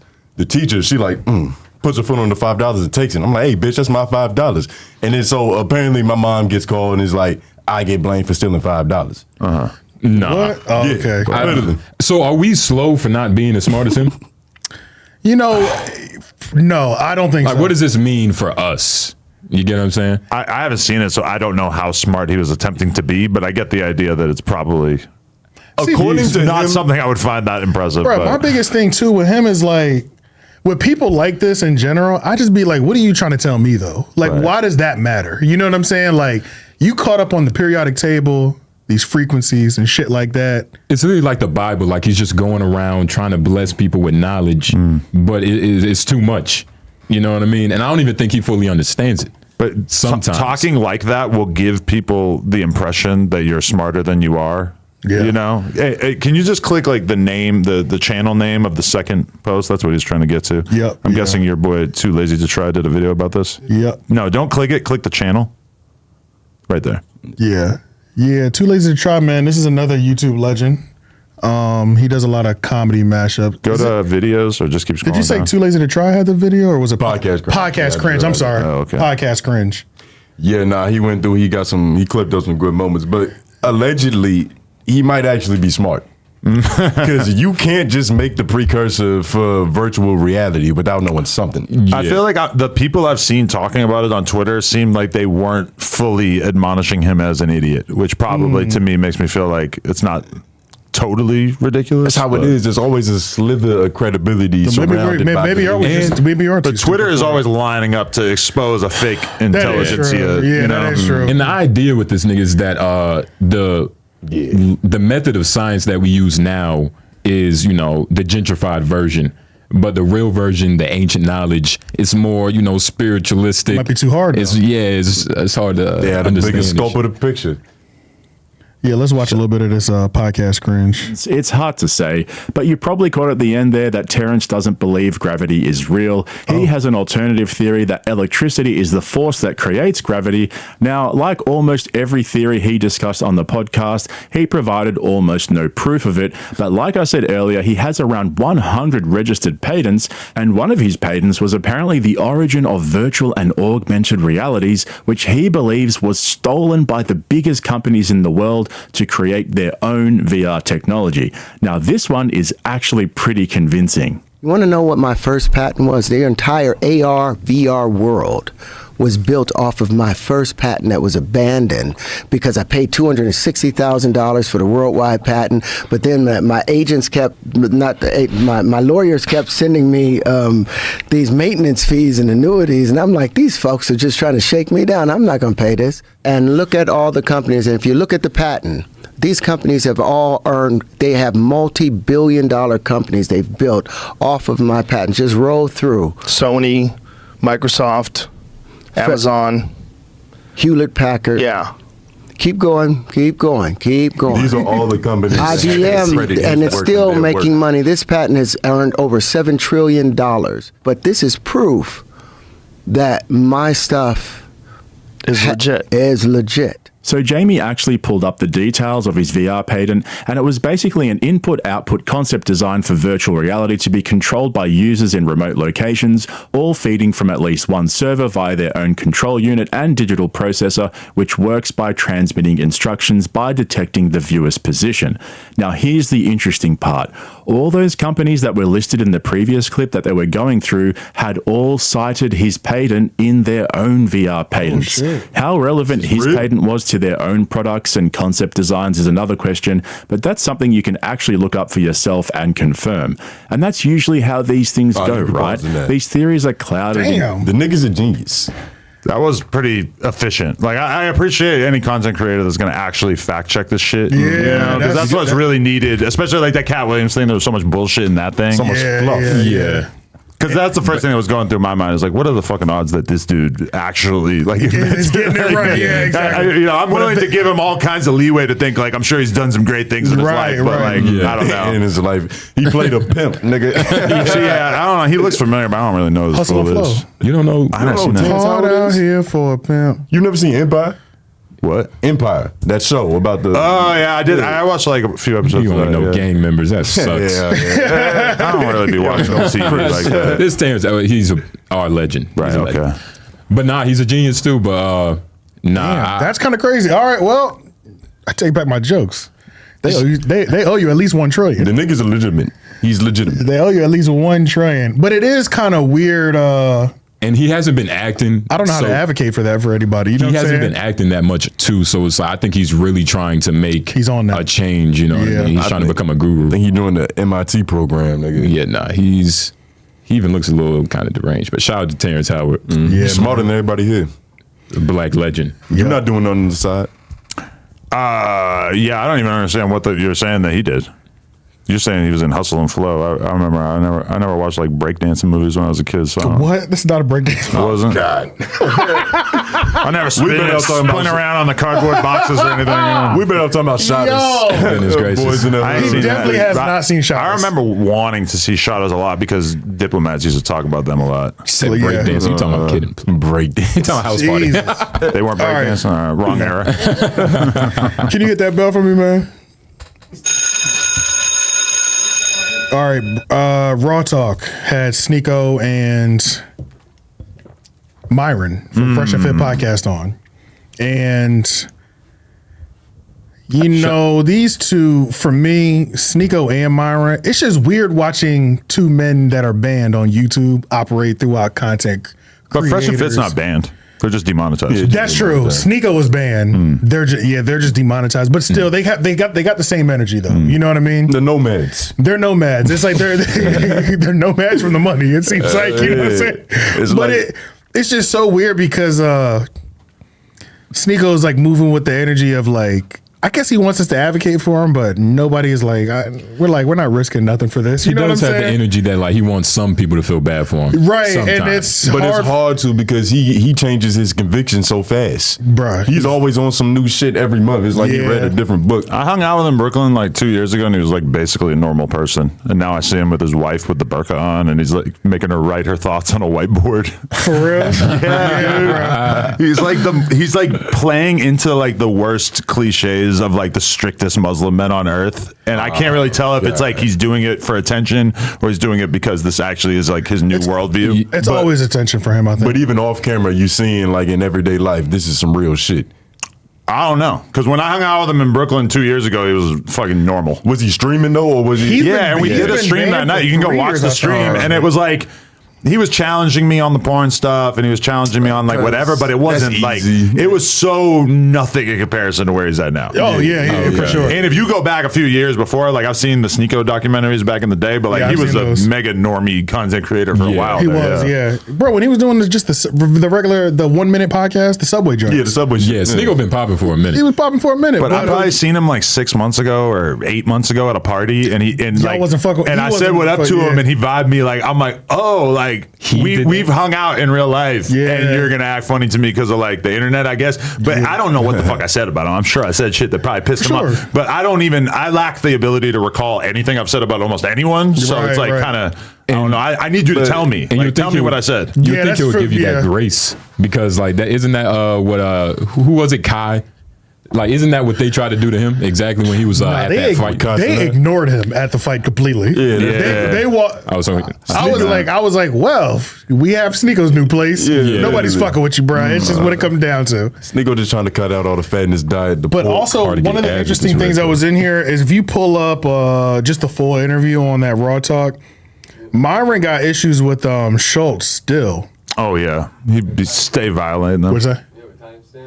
There's a chapter for it. I think it's like an hour and actually I'll tell you right now. You a fan of Schulz? I am, yeah. You like his comedy? Hour and 40. Yeah, I like his comedy hour and 2 minutes. Really? Yeah. Okay, that's you good. don't like it? No, I do. I haven't watched Enough of it. I haven't seen the new one. I've only seen him live. I've never seen. I haven't seen him shut down like a 40,000 person venue. Like I seen him performing in the fucking comedy clubs, basement comedy clubs for like 80 people back in the day. And then I watched his like comedy special and stuff. Lena actually went and saw him perform live the other day. I didn't go, but I saw him. I've seen him every time he's come to Raleigh. I've seen all his specials once, but this live has always been better than the specials for me. I also first did content with him in like 2016. Yeah, I was just about to ask once in the past, right? Yeah, that was a good interview. Yeah, for sure. That's back before both. Did you ever think we almost started a podcast at that time? You almost we talked about it. Me and Schulz were going to do a podcast, but I remember just thinking like, this isn't going to work. We can't do a remote podcast. When I think about it now, we totally could have, but I feel like it would have been close to Brilliant Idiots, maybe. Like, how would it have been? Not black enough. He was so early on though that it was like he was kind of just willing to take shots with anything. I think like he was just trying whatever. That's what Brilliant Idiots era was. That was when he was on Guy Code and shit. It was like, he was taking shots. Like 4 different potters on MTV. He didn't even give a fuck about most of them. He was just trying to see what would stick. But you want to know the Charlamagne lore that somebody told me the other day that I didn't actually like. I didn't put this together in my head at the time, but like basically, Charlamagne was the edgiest fucking podcaster. He was saying all the most wild ass shit to people and offending them and making them walk off, talking to girls about how their pussies smell, yada yada. And then radio host. But then he he gets canceled for his old shit from back in the day with the girl or whatever. And then he takes multiple months off from Brilliant Idiots. During that time period, Schulz starts really focusing on Flagrant. And meanwhile, Charlamagne invents a whole new persona that is not as edgy. So when people say like, oh, Charlamagne's not as, like it used to be, it's kind of like fully because of that. And then when you see Flagrant being like one of the biggest podcasts in the world and Schulz like arguably being way bigger than Charlamagne, that's directly the product. Bigger, but but either way, that's like the product of that time period with him taking time off, because I think that Brilliant Idiots was like Schulz's priority at that time. When did he take time off? I think Charlamagne took a couple months off when he like got canceled. He took like it's not really. Yeah, well, I would say they deleted mad old episodes of Brilliant Idiots. They purged a lot of episodes for sure. They definitely did. I wouldn't even say that's lore. That's just fact. See, I didn't even know any of that until somebody told me the other day, and I'm like, that is insane to think that one cancellation resulted in Schulz's podcast blowing the fuck up and Charlamagne taking on a totally different persona on camera. It was a lot that happened because it wasn't just that. It was he was going so hard on the radio. And then that came up and wouldn't go away. That was probably that was this most damaging thing. Like he was beating all the sniffing seats after the guests left out. Like, you know what I mean? Like those were all just like flashes in the wind. They were pissed at him for 3 days. That was the one that like, and that one still doesn't go away. Honestly, like if anything happens, I feel like that one always has odds of coming back up. That's like his Tahiry thing. You know what I mean? Like, that's his story. The incident. And it's weird because it's always the same fucking story. The same shit happened to Tupac. It wasn't me. It was the homies in the other room. It's always the homies in the other room. Tupac, like that's why I have single beds. One of the greatest artists in the history of rap music, and it's like you talk about him, and like an outsized percentage of the time, you end up talking about this random ass case that nobody seems to remember the details of, and in which that he actually served time as far as I understand, he didn't do anything improper. His friends did. So. Who knows? But yeah, that's not even lore. That he straight up switched, and that was the mental health thing and all that stuff. And then the books got booming. I'm about to say the White House cares about him now. That shit crazy. That's like I didn't ever expect the day that like Charlamagne would start to become a politician. You know what I mean? Especially from where he came from. You know, the whole like, you know. I did. I didn't see India ass. Well, if it depends on who you're comparing to. Like between Charlamagne and Adam, it's like obviously we know who's. Well, there's nobody else in hip hop that talks to like mainstream political candidates with any kind of regularity besides him. Yeah, for sure. Do you feel like you equipped to handle that? Do I think I could do it? Sure. But do it. Am I dying to do it? Not really. I mean, like when I see Vlad doing, you know, Robert F. Kennedy and Vivek Ramaswamy and all that kind of shit, and it's like Flagrant too. They're getting a decent consistency of I feel like their audience is probably more into it, whereas I feel like me and Vlad's audience is not really trying to see politics. Very true. For me, the kind of politicians that you're going to be able to get at our level is the Robert F. Kennedys and the Viveks and not like the Joe Biden. But I don't know, like even when I saw Acto and Donald Trump Jr., That didn't really do nothing. Nobody cared. Yeah, right. But then when I saw Act going to do like he was acting like he was going to do Donald Trump, and that made me think like, what would I say if I could get Donald Trump on camera? And I'm like, I don't know, and I don't even care. Like I think what you're interviewing though, I think I've said this before, but like you're interviewing like. Yours is like, it's really just a convo. Like, you would humanize most people. You know what I'm saying? But you can't humanize Trump. You can't. He's a robot. But like, in terms of your conversation, like, you're going to get your points. You're going to make sure you get your clips and shit.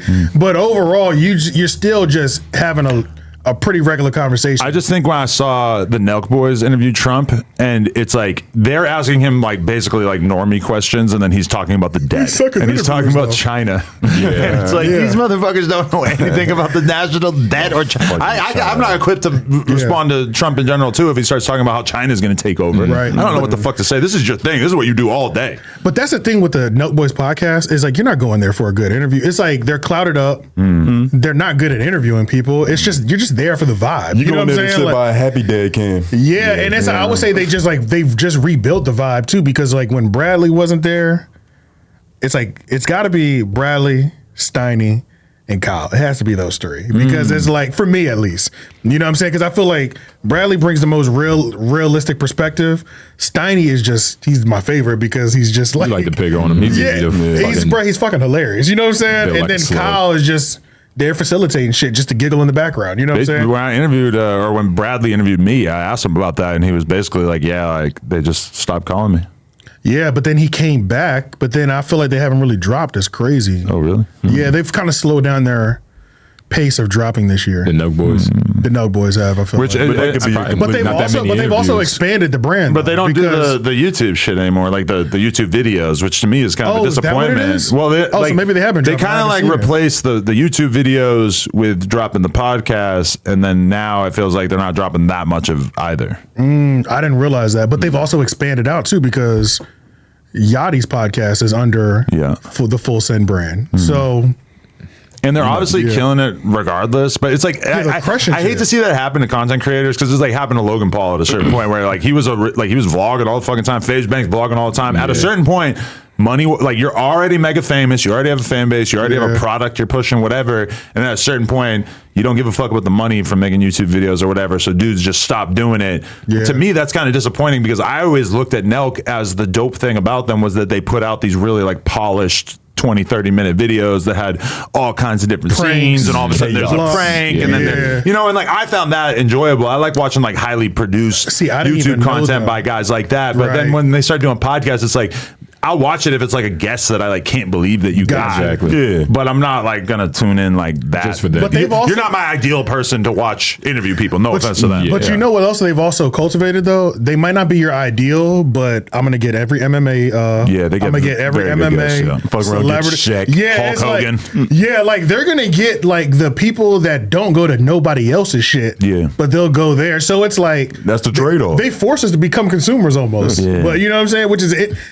They're in a very nice position of like, we don't have to do this every week, but when we pop up, Trump just might be here and they're not Sneakos. It's not like they're not. You're not taking a risk by going and sitting down with them, right? They're also Canadians that attach themselves to the Conservative Party, which is also very interesting as well too. I'm surprised they haven't been canceled more. Because they have no political. Well, Kyle doesn't. Yeah, he's a Canadian, but he has no stake in this. This motherfucker can't vote. Yeah, you know what I'm saying?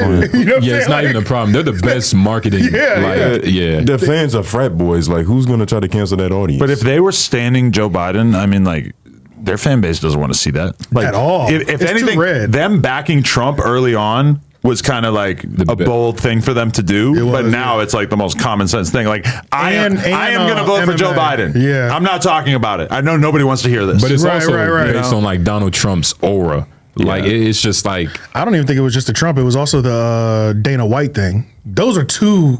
Yeah, even Dana White backing Trump early on was like hella controversial. Same thing with Kanye. Now nobody gives a fuck. Yeah, that's true. That's true. Amber Rose posting about voting for Trump the other day. Nobody gives a shit. I seen that. Yeah, I seen that. But yeah, let's watch this. Back to right there. And fake. Let's keep it. I'm just gonna keep it a million. Like a lot of them are fake, dude. They're one way on camera, but they have a completely different belief system off camera.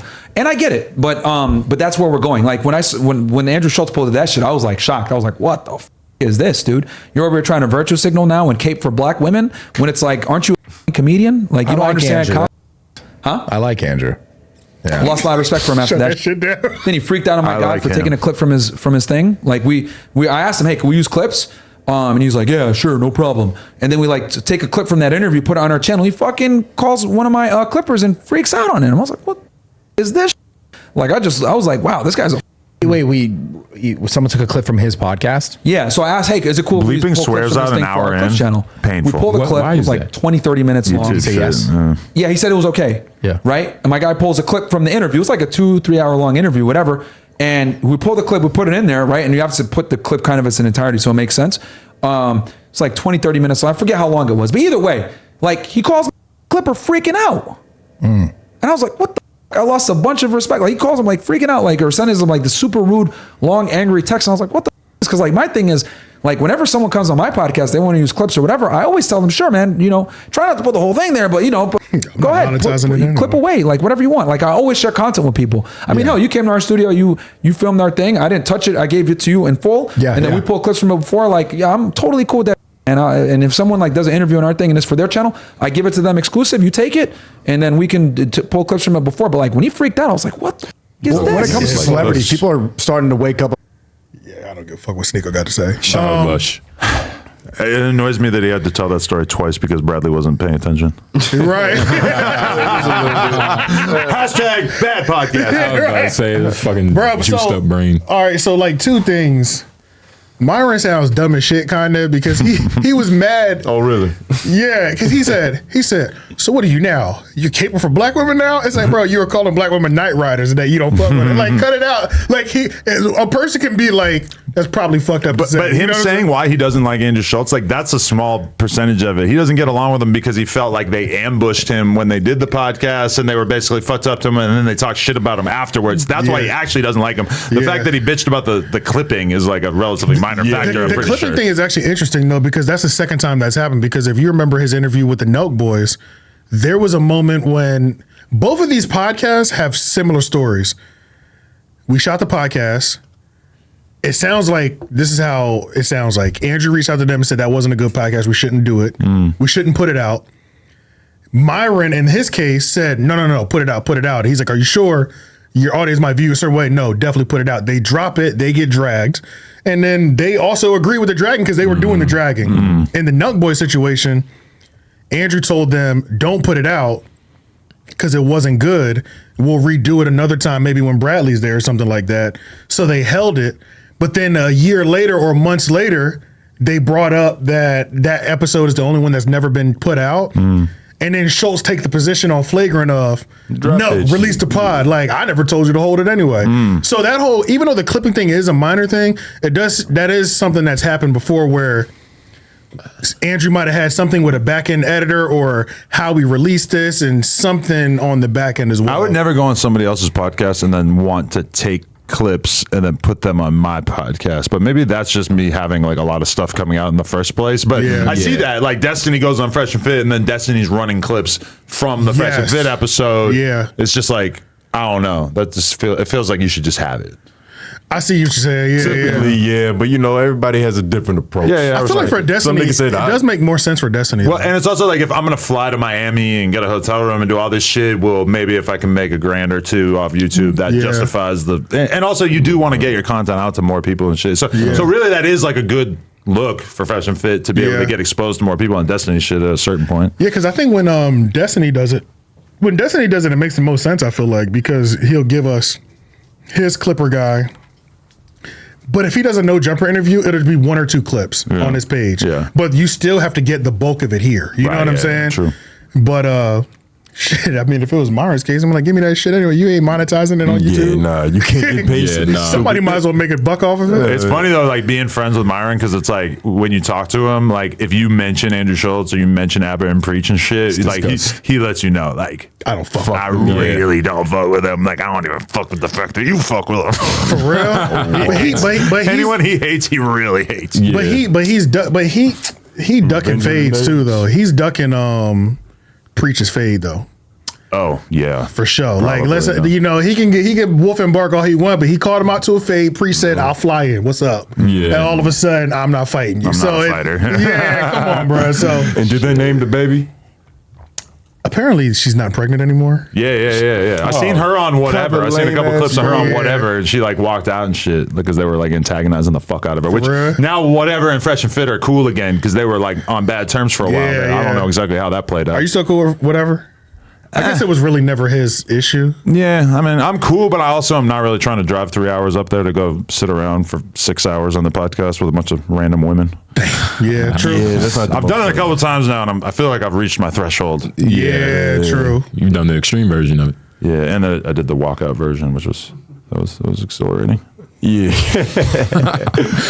That walkout shit was funny. That shit was fucking hilarious. What was the last You straw? genuinely looked irritated. You seen that dude? Yeah.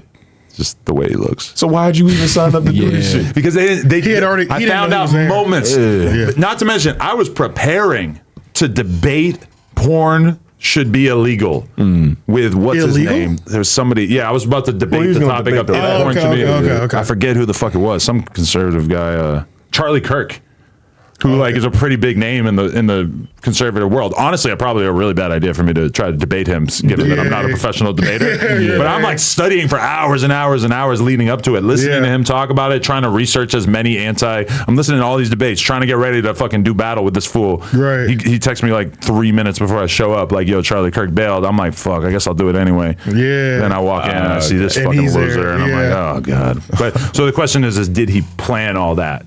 Got you. Exactly. Got you. IDK. You feel either way. right. You feel like there's any real friend? Do you feel like you have any real friends in media? Yeah, some of them. They all left. But then also I feel like, no, they weren't real friends in the first place. But sometimes I feel like the stuff that happens on camera is like completely different from behind the scenes with some people. And then some people like a Vlad, it's all like we're exact same off camera and on camera, you know. Whereas then like me and Ak are on like really good terms off camera, but then when we get on camera, he has to like stun a little bit and like kind of hype it up, which it's so annoying. Yeah. He has to be black. His confusion on you doing porn and letting Lena do it. I'm like, bro, I can't listen to you try to rationalize this nigga's lifestyle no more. Yeah, this is crazy, bro. Especially because it's happened so many times. It's just so annoying at this point, right? People do shit like this, bro. Like, I'm like, come on, can we move on, it would bro? be like getting a gay dude on and just being like, so you're telling me you look at a dude's ass and you get a boner? Yeah, that's what I'm saying, bro. It's like, I don't get it. Bro, you're not supposed to, bro. How deep are we supposed to take this conversation, dog? God damn, that shit is so annoying. Let me go take a piss before you ask me about T-Rail, which I feel like has got to be the end of this. Oh, yeah. We do. We were going to do the T-Rail versus Adam22 thing. Woo! But all the clips that I had of you on your story and then T-Rail on the on his podcast, What Could Go Wrong with Pun and Keem, they got deleted off of Reddit. Really? And what would be the point? We know what you're gonna say. You're gonna make fun of his arm. You're gonna do the whole thing. I guess the person that uploaded them. Like, I guess the person that uploaded they had second thoughts. Did I have second thoughts? No, the person who uploaded. I guess so. I guess they had second thoughts because all the ones that I had captured that were in sequential order are fucking gone now. I saw like a 60-second clip on the Figmunity channel from the Patreon episode that they dropped today. Oh, he was addressing you again today? Yeah, the new What Could Go Wrong is heavily clickbaited to be about No Jumper this week, which is probably not that shocking. I'm going to look heavily that up now. Clickbaited to be about No Jumper. On Figmunity Reddit? It's got like our logo in the thumbnail and stuff. Figmunity Reddit? Do they have Reddit? No, it's back on Fig Reddit. But you remember when a certain glasses wearing? Oh yeah, you found something. A certain glasses wearing. Where was I going with that? Oh, that was last night's show. Yeah. But he throws so many shots. Is it true hatred for like T-Rail? Nah, I'm just. Or is it just like you tried to leave me for Well, I got I got one thing too. I don't have no opinion on T-Rail because I did violate one thing that I said I was going to do while I was out here. If I was going to critique that person, I said I was going to do it to their face. Okay. So, but I did give up a little bit last night on the No Jumper show, so I have no opinion. But if you want to go in, this is all you. Nigga, this is your show. Yeah. Because I was hoping I'd be able to sit down with him, but I don't think that's going to happen. Why? Before I leave. No, not that. Just didn't fit into the schedule? I don't think he wants to sit down with me. Really? Possibly, yeah. I don't think he wants to sit down. That's crazy. Me or us. Well, I mean, he's so anti anyone who's critiquing him. Like, I don't know if you've seen the back on Fig Reddit is like there'll be like a couple posts a day because they delete everything, which is crazy. I never saw it going that direction. So yeah, but you probably said things about him that weren't that kind. For sure. He probably doesn't want to. Okay, he doesn't want to. But it's not. It hasn't always been. It's other things too. You know what I'm saying? But it's like I've extended that hand that a couple times since I've been out here. Oh, okay. And it hasn't come back yet. So interesting. I'm not about to like. I'll kick his back in North Carolina if it comes to that. You know what I'm saying? But I'm chilling for now. That's just funny because from a strategic point of view, if I were him and you guys talk shit about me, why wouldn't you also want to just like sit with you to like humanize himself / like get in there so that like maybe you'll be a little less harsh in the future if he really cares about that, which I'm gonna be real with you, like if you slander my content, I don't give a fuck. It's like it is what it is. I know, like, which is always funny because there's also the other narrative of y'all talk so much shit about no Jumepr, why are y'all there? But it's not even shit. It's not shit talk though, you know what I'm saying? It might sound like it would have to rise to such a level for me to see it as something that I view as like true hatred that I don't want to engage with. I think everybody that watches our content and like you, Charlamagne, Joe, we've kicked all their backs in, right? But they all know we're not hatredly coming at them. You know what I'm saying? Yeah. Everybody knows we only have hatred for one person. You know what I'm saying? Like that's one person only, and he led with hate. Yeah. So it's like, so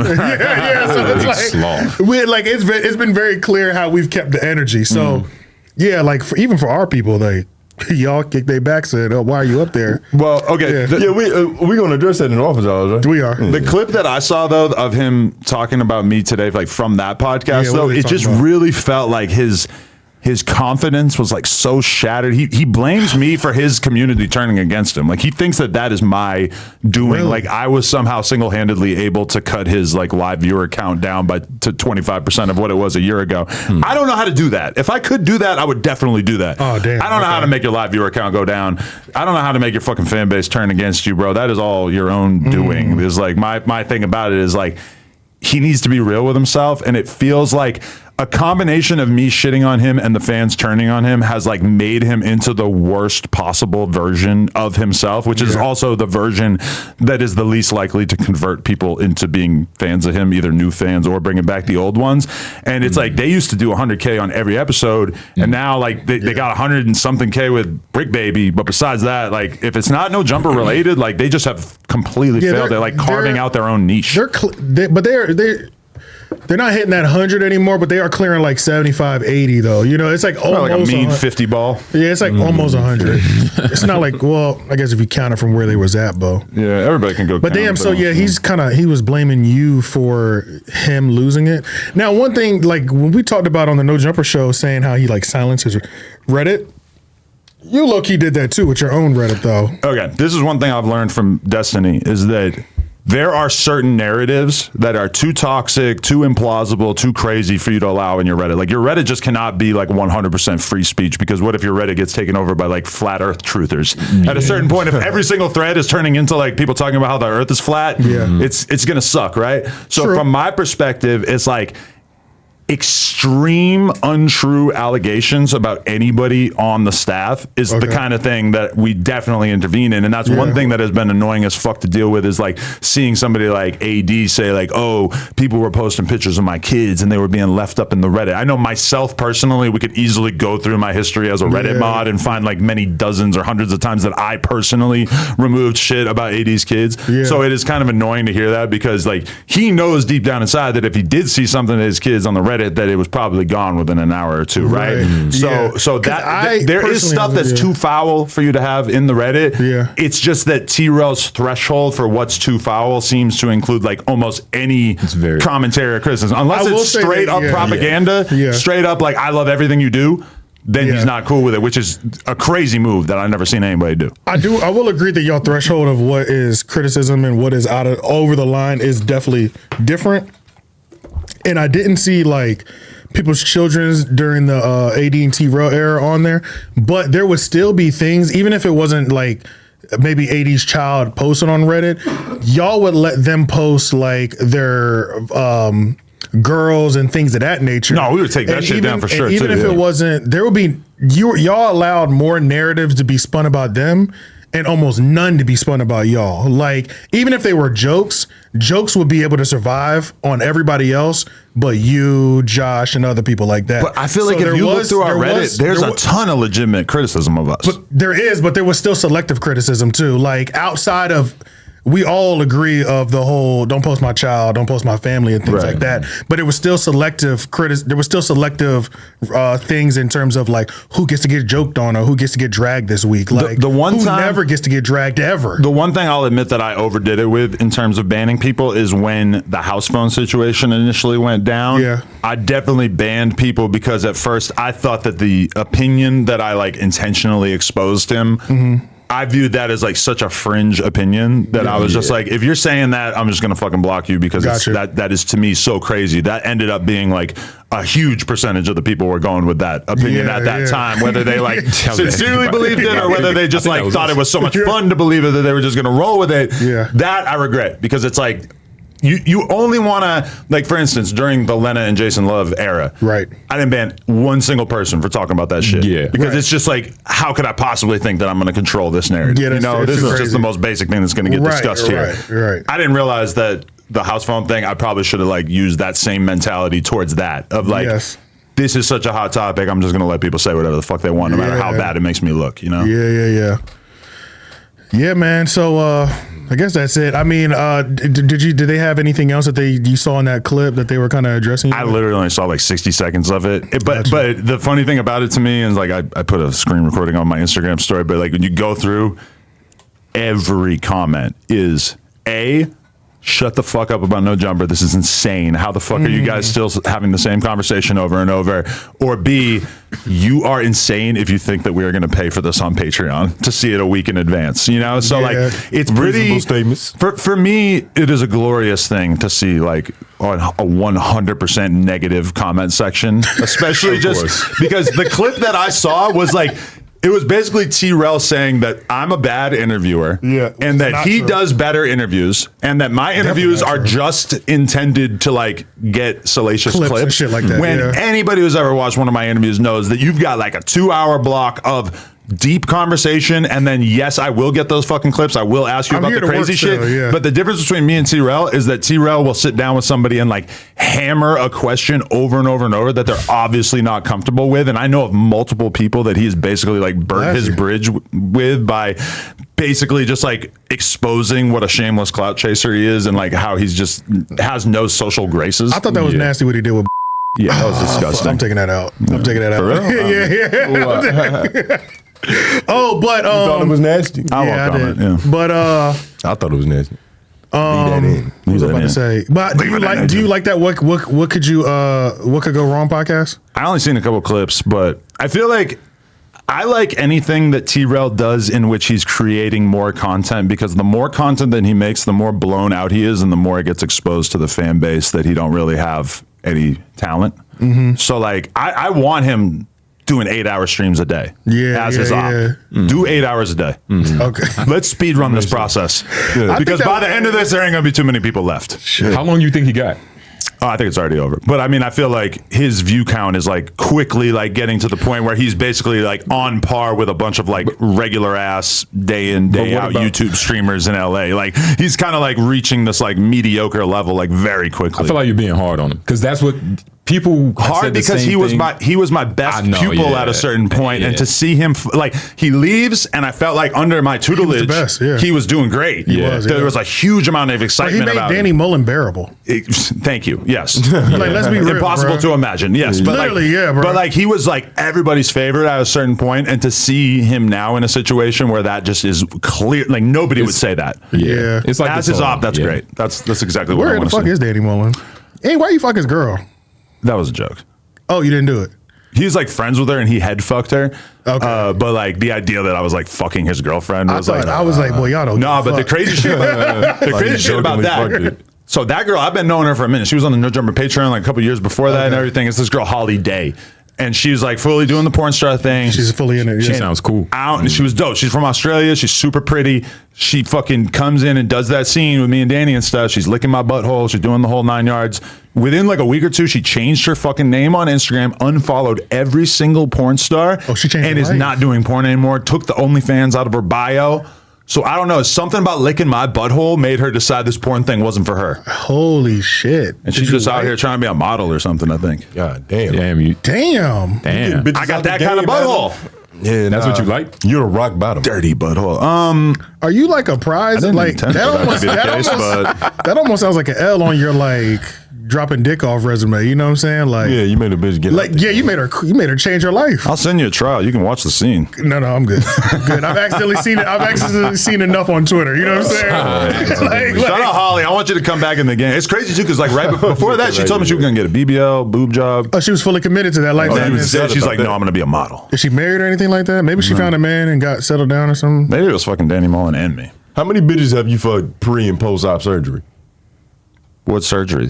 Any sort of just like you fucked a bitch in her natural form and then you saw the enhancements. Sometimes it's always a glorious thing. Yeah, you love to see it. Glorious. Is it ever worse? Oh yeah. It can get that way. There's some fucking janky ass BBL. The BBL is such a roll of the dice. Like it's either like incredible, same with boob jobs, or it's just same with way boob jobs, worse man. than natural. Yeah, you know. It looks everything looks good with the clothes on. Exactly, yeah. So many of the girls that you're looking at on Instagram, like if you were to see them in real life without filters and everything, you'd be like, whoa. I would way rather fuck the girl from Hooters in my hometown instead of like looking at this girl with 6 million I've followers. only had one BBL, but I've had several fake tits, and it's like even those vary in greatness. And tits that look great, like just standing there is one thing versus like it really being depends bent on how over well with they your did the arms flexed and like, you know, they can look kind of crazy. It really depends on how well they did the scarring and how they did that. That's really what it comes down to. Podcast about BBLs. Y'all niggas right now. I'll do it. Bro, I can talk about this shit forever. Right fucking now. Was there anything? I've had an AMP video saved on my watch later tab for like 6 months, and it's just called like we rate BBL or not BBL. They're like 20 girls, and we're gonna. I feel like you'd be good at that. I really want to watch it, but I just haven't got around to it. That's probably happened 1,000 times. You know, these young YouTube niggas are quick. Yeah. God, they're fucking. You can't keep up with them, bro. You can't keep up with that shit. That's why you got to chase true to your lane and just produce high quality content, bro. Exactly. Because trying to chase the next hot thing is it's a headache, bro. Ain't that the truth? As we know. Yeah, let's jump into office hours. Can you hit that bell?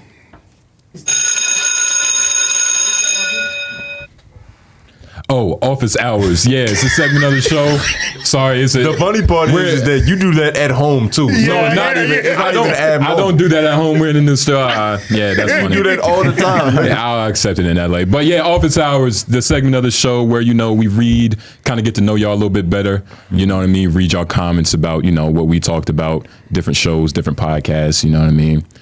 But yeah, how many office hours did we get? It's a decent amount. It's a decent amount. Yeah. How do you get this? You gotta email you or something? No. So at the end of every show, we tell them do hashtag office hours in the comments. Oh, okay. And then anytime you hashtag it automatically puts under the hell for review. So it's easy for me to kind of go through and screenshot them. And we get to read it. But first on the ladder. Could you actually put these on the screen if you could? It's all the screenshots in there. It's just like one at a time. I don't know if that's too much of a headache. If it is, that's fine. We could just read them off our phone. Big old mumbo jumbo of links. Oh, okay, yeah, don't worry about it. Yeah, because I'll do this post editing then. So yeah. Shout out to Baby Drummers. Yo, can y'all do a segment on the new My Expert Opinion with Trap Lil Ross and Adam22? I haven't seen it, so once I watch it, we'll do it when we get back home. Spoiler. That's crazy. Basically one topic the entire time, which is like, is it okay that Trap Lil Ross is doing what he's doing with his life? Oh my God. Really? Bro, I'm not watching that shit. I'm gonna be real. Throughout the 3 hours though, you will reach a moment in which you see Trap Lil Ross like kind of flabbergasted, like kind of running out of an ability to deal with the criticisms that were levied against him. But I personally probably wouldn't invest 3 hours. Fuck that. I'm not, no disrespect. I just can't do it. I've seen him defend it so many times. Yeah, it's boring, It's right? like, fuck this shit, bro. And it's the same conversation every time. Yeah, we're good on that. It's like selling crack. It's like if he's not doing it, somebody else is going to do this. That's he's how just it doing the always is. respectable ass job. You know you're getting some good work from him. Bro, he's doing way more than I would ever do. Like, to be good on both sides. Like, to have his content just accepted and understood. Because the people who are calling him out don't watch the low quality Chicago drill documentaries. They damn sure don't. So they don't know that Trap Lil Ross is doing like the polished version of that. He's the best one. That's why we're watching it. Yeah. And that's why he's getting the most criticism. He's the most notable. But he didn't put hashtag office hours, but I'm going to say it anyway. Hashtag office hours. Review y'all No Jumper run over the past couple of days, because I don't want to see y'all over there. I want to see y'all where y'all at. Being outside of it brings a different element and freedom to the criticism. Now y'all intermingling with the people y'all reviewing and now working for No Jumper. Don't bank on that shit either. And how are you going to be objective about No Jumper, even this split, when now y'all gonna be there? It was a little, they say a little all over the place. So number one, we have not been employed by No Jumper. No, are we asking to?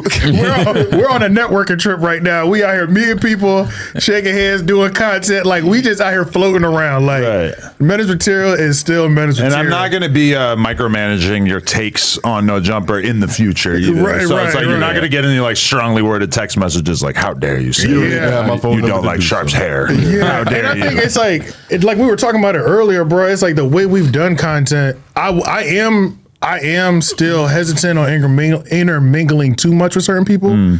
But I think the first initial contact is respect shit. You know what I'm saying? Like meeting Elliott, even though we've harshly criticized him, it's if you can't shake somebody's hand, tell them like, if you have something to say to me, let's do it now type shit, then you pussy. You know what I'm saying? Nobody was mad when Kobe dropped 40 on him. It's That's what I'm saying, bro. Yeah, bro. It's just what it is. So at the end of the day, we're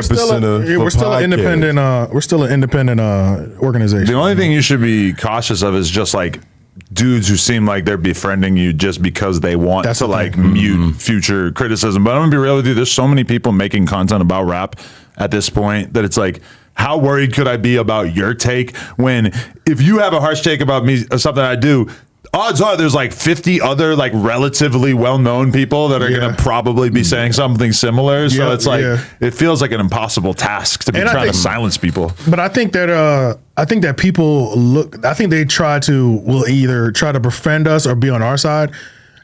Even though our numbers don't reflect it, it's like we get listened to by a lot of people and a lot of the important people. So I think they're more worried about any narrative or any opinion that we have more than somebody else, which is strange though, because it's like somebody could have a bigger platform than us, but they're in our DM, in our text messages asking us like, yo, what was up with that? You know what I mean? They're not doing it to the other people for some reason. So I don't know. It's weird. Well, a thing happens that people become popular and successful, and then they like basically lose the patience to like really pay attention to other people's podcasts. And so that's why you guys are an exception, is because you like actually are watching the shit and actually having like real opinions about it. Whereas like so many people are getting on podcasts and they just watch the clip on Instagram. Right. Yeah. Which is not going to give you the full context. And we'll watch the clip, but most of the time we're watching an hour before and after type shit. Like we pretty much ingested most of that podcast in general. So coincidentally. Yeah. You probably want to read this one. Yeah, hashtag office hours. Question for Jay Noblez. Why didn't you return my message when I tried to pay you to promote my spoken word poem on the podcast? You too good for my money? The poem is named Mac. I need therapy. Spoken word poem lyrics, if you could shout it out. I did check my DM and I did not see it. Nigga, please. You doing the lower thirds, right? I'm doing the lower thirds. Please hit my DM. I will follow you. We can talk about some work. Trust me. That's funny. What's your rate for poems? You said what? I said, what's your rate for poems? To be discussed in the email. Yeah. That's a good revenue stream right there. I was about to say, Tap into They're definitely going to get into that. They got the voices for it. It's too easy.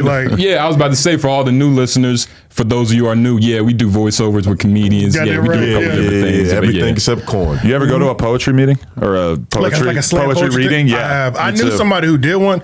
It's very interesting. It's slam poetry, right? Slam poetry. It's Yeah. The girl, shout out to her, because slam poetry really ain't my thing, but she has some of the best house parties in the city. I had always this was probably 2017 when I went, and before that I had heard the term Oppression Olympics.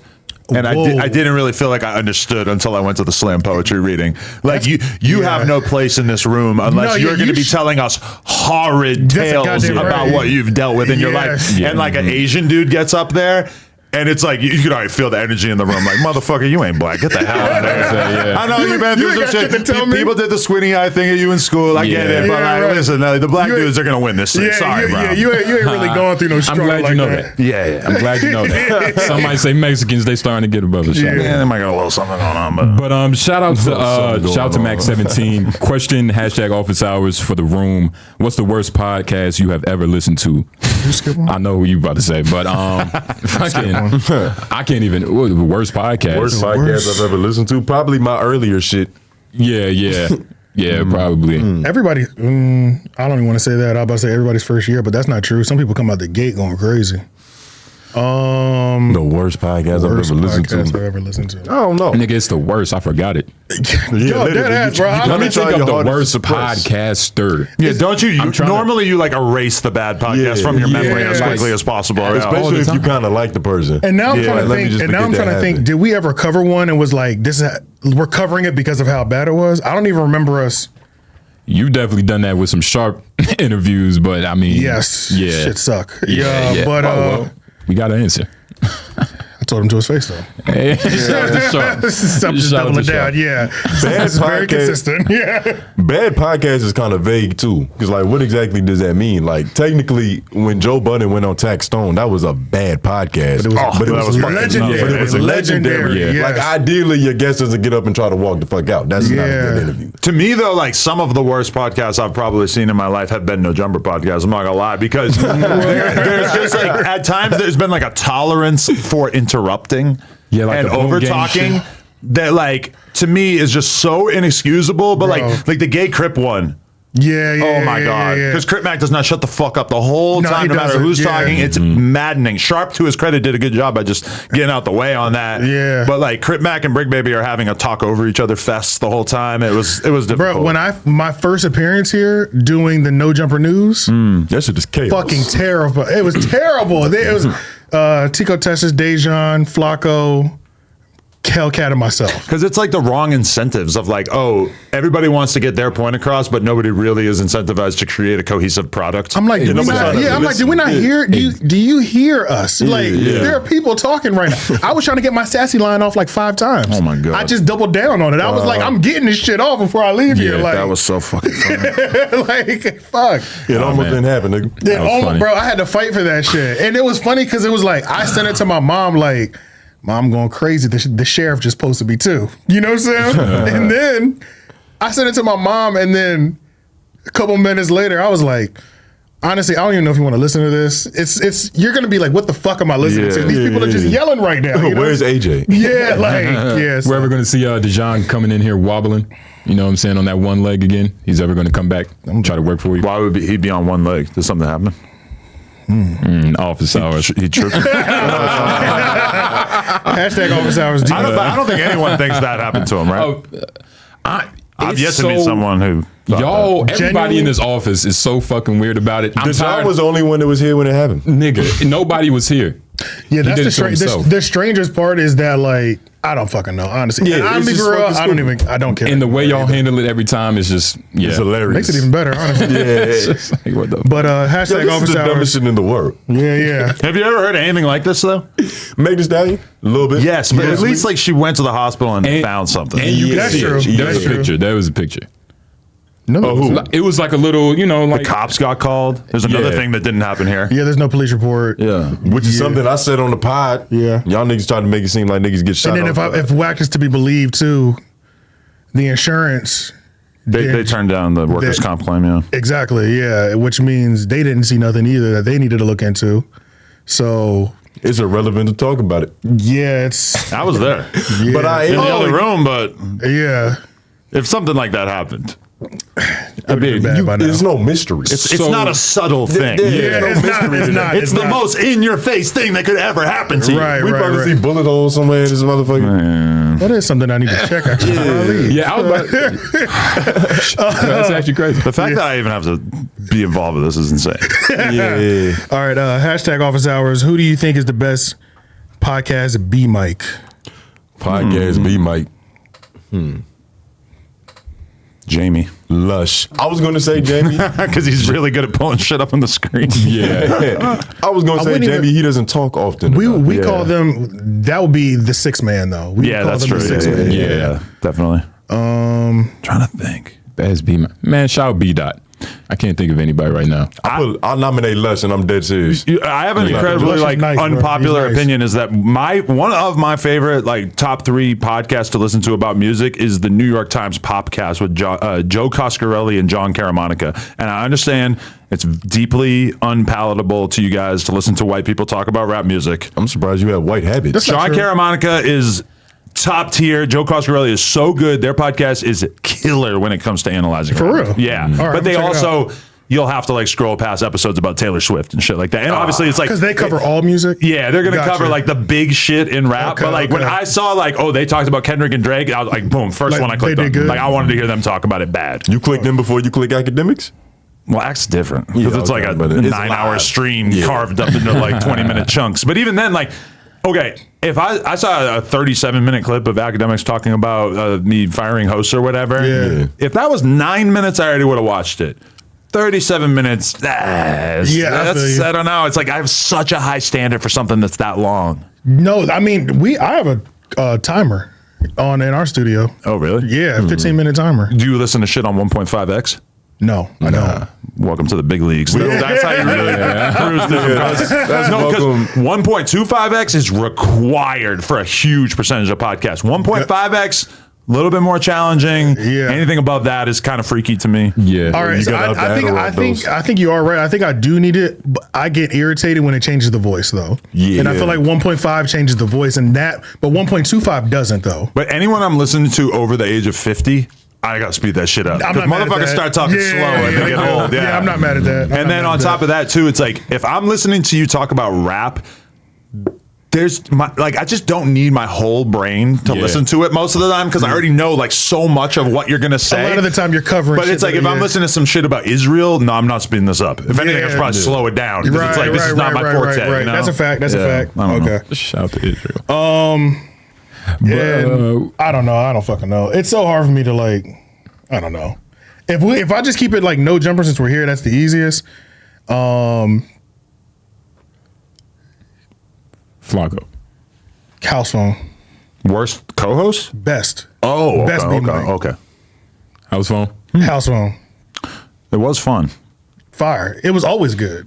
It was always good, bro. Yeah. Good energy, chaotic energy, but good. But it was such a roll of the dice too, because he would come in really on point sometimes, and then other times he would come in and it would be like, oh, that Sunday party session is still whooping your ass on Tuesday night. Right. Yeah. AD, I was telling AD when I saw him recently, his analogy for Housephone years ago when y'all were all still doing the podcast, he was like, Housephone is the dad that says I'll be there on Friday. He might not show up, but when he does come, it's gonna be a good time. I was like, that shit is so fucking accurate. That's because when Housephone would miss, I don't give a fuck. Because when he comes back, it's gonna be lit. It was he was. There's only so many people who get that type of grace with the fan base. You That's know? funny. Yeah, you got to grab 30 rebounds a night, nigga. Housephone, Lush, they're in that category. Yeah. Hashtag office hours. Please react to No Jumper news from 5/17, 2050 to 44 mark. Oh no, we have to do that when we get home because that's a 24-minute mark that you want us to evaluate. I'm looking to spark a discussion. Yeah, that's gonna have to become another topic. That's Patreon. I was going to save that shit. Yeah, because we can't just go through 20 minutes. I don't even know what happened in there. It might be some wild shit. Yeah, you can't even see over the light bar to pull it up. Might ruin this podcast. Yeah, shit. That is what. That's too much fucking work. This is something small because I want you to win. AJ, yes, we know what you mean, bro. Take your time, fam. Truly no shade. Support from the 828. Keep going. Hashtag office hours. I don't even know what that means. I think I know what he means. A lot of means on the pod. Possibly. Yeah, and I think I do that. Nick said we understand you. You know what I'm saying? Yeah, no. Hey, we country. AJ, how you feel about that discussion they had on Cuhmunity World about your appearance on Cuhmunity? I think T-Rail ain't understand you. Like to say shit to niggas' faces. Hashtag office hours. Yeah, you pretty much summed it up pretty perfectly right there, nigga. Yeah. They were trying to make the argument that it's better to talk about somebody when they're not there as opposed to saving what you have to say. That was a strange argument they were trying to make. Yeah. Because after I did Cuhmunity, they covered me on Shame on You. Okay. And he thought that I was holding back and not shitting on you to AD, but that wasn't. He was confused because Sharp's name came up, and that's who I said. I might see him this week, so I'd rather just wait. Okay. Yeah, but he was confused by many things. But he thought I was talking about you. It's like he had a couple confusing. He was confused about a couple things about about me and what we do. I'll clarify it when I get home, unless we sit down before. If you were to do like a CAT scan of his brain, it would be like a donkey and like a ball of yarn. And next one. There's not a lot going on up there. Instead of Play-Doh spaghetti, you're doing with the ball of yarn. What the fuck? Just some Play-Doh. Like. Oh my god, yo! Every time you joke about T-Rail, it's something like I know you feel good about it. Yeah, I'm happy for you. It's like when you see your op die and you love it, but it's like watching your op slowly die. Your girl tried in front of a bunch of people. Your girl tried to find a new nigga, but it ended up it's not working out. It's like she's getting fucking. She thought she was good. I get it though because it works so well. His trolling is too. It works too well. You know what I'm saying? That's the biggest thing, bro. That's one thing I told you from the Drake and Kendrick thing. I would rather do like I wish I could do like artful, like weird little references that would just barely get picked up by the Reddit, and then I have to analyze it, but instead I gotta just yeah. That's all I got. But you I can't be subtle. You are sort of like an acupuncturist, to where it's like you precisely hitting the nerve that you need to hit every time. I know his soft spots. I've made him like basically cry on camera multiple times just by talking about him. It's pretty brutal. I'm not gonna lie. Nigga, you really needed that meeting with your therapist. This might be totally different. He's doing all his therapy right now. Ladies and gentlemen, Adam misses his therapy appointment today, and he's getting his shit off now. Yo, there's a famous podcaster that I got the same therapist as. For real? Yes, and I only know that because I got her by asking him. But now I've been talking to this chick for fucking 5 years. Can you tell us that? Oh, damn. I can't say. Not on camera? I feel like I should also have like, even though this person is open about doing therapy. That is true. That would be. But for some reason, it feels like it would be weird to confide that with the public. Even if it's not on camera. Yeah, I'm sorry. No, it's totally fine. It's like asking somebody's medical records. Yeah, that's kind of feels like it feels like a violation of patient confidentiality, even though it's totally not. Because it's like, I'll bring him up once in a blue moon during therapy, and she won't say shit. But that's you. She can't say anything. But that's therapy. It's not exactly. Yeah. Fuck this dude. #office hours. How do y'all feel about RG3 getting replaced on ESPN with Travis Kelce brother? Makes sense seeing how he's also a co-host on MenaceMaterialEnt. That is a great one. That's so convoluted though. Yeah. Sounds funny. I don't get it though. So I look like RG3. Look up RG3. I'm laughing at the fuck you before you read it. That's why I'm laughing. Because I've heard it before. I was like, damn, he's catching him. This motherfucker catching a stray. I don't even know what happened. RG3. What did this motherfucker look like? A fan. But nah, I don't know. Yeah, how you feel about that? ESPN? Nigga, I don't even watch that shit. I feel like you've gotten a lot more Wiz Khalifas than RG3 though. We left Outback. Dude was like, yo, I thought you was Wiz Khalifa. Yeah, you definitely got a lot more Wiz Khalifa. You were miscellaneous looking black. You thought he was gonna be in Outback? Yeah, essentially. I guess he's living a regular life. But #office hours. Just watch Shame on You, and Pun seemed like he high-key hating on AJ. It's as if he didn't know AJ before, and after you left, he watched every Homeroom episode about him and got butthurt. He didn't say no more. Well, he didn't say more, so he said it on FMW. What was the vibe like before and after the camera cut? And why do you guys think the West Coast is so isolated and disconnected from what's happening in the rest of the country? I actually wanted to know that too, because when you went on there, it seemed like you and Pun had like, y'all was sparring, but it was pretty kosher overall. Me and Pun had a great conversation. But then as soon as you left and he went on at Cuhmunity World, that nigga hated you again. I don't think Pun hates me. You think he was playing He realized what happened. That's his character. Yeah, that's his character. Like, the conversation, Pun might hate me, right? But when me and Pun spoke, we didn't. People were trying to make it seem like in Reddit. Of course, they're trying to make it seem like AJ pressed Pun, but we had a great conversation. I think, you know what I'm saying. I really do think we did. It was beautiful. Yeah. Like, what I did with Sharp that was completely different. Like, I'm pressing Sharp. Like, me and Pun were actually, he was answering every question. He might have been trying to like wiggle out of some of them, but I was able to redirect him back into that motherfucker too big to wiggle. You know what I'm saying? But yeah, bro. But he also said in that community appearance, he said, bro, like, this is a character that I'm playing. Bro, Pun he seems like a pretty nice guy, honestly. Seemed pretty coherent. Yeah. So even when he did the Shame on You, like when he was like, I wouldn't have had a motherfucker at my house though. That shit made me laugh. I was like, I don't expect him to say anything less than that. Yeah. You know what I'm saying? Like, I don't expect him to be like, I don't know who he is, but he a pretty cool dude. You know what I'm saying? Like, and that's not even a jab at you. That's a jab at AD. Yeah, exactly. Yeah. So it's, I think Pun is playing the exact position that he's supposed to play. Mm-hmm. You know what I'm saying? The Punstigator. Right. Shout out to Pun. And is then why Pun do you cool? Pun like a regular dude? I mean, you've known him for a little bit longer. It's funny because like there's rap videos I could show you. There's one where like I knew of him from this for like years before I met him, which is in the video. He's like, "Crip lives matter, cuz." Oh, for real? So if you just knew him from that video, you would think he was the most epic. I seen that. You think he was like Crip back or something. Right. But I mean, honestly, every time I ever been around him, he's pretty chill. He just is like you. I mean, everybody sees it at this point. He's like in here tinkering and instigating shit, and like he's hyping up people to talk about how they fucked T-Rail's girl and all this shit, that you would like expect him that anybody that's like doing business together to not do, which actually is very revelatory to me because he used to be basically be doing that shit from the other side, like while AD was still in the podcast, and I was like, how the fuck could this dude be like trying to? That's a big part of like why shit started to get weird at the end. Yeah. But now when I look at it, it's like he's doing that to people that he's like currently doing content so with. That I don't think he has like real animosity towards T-Rail. I think he's just like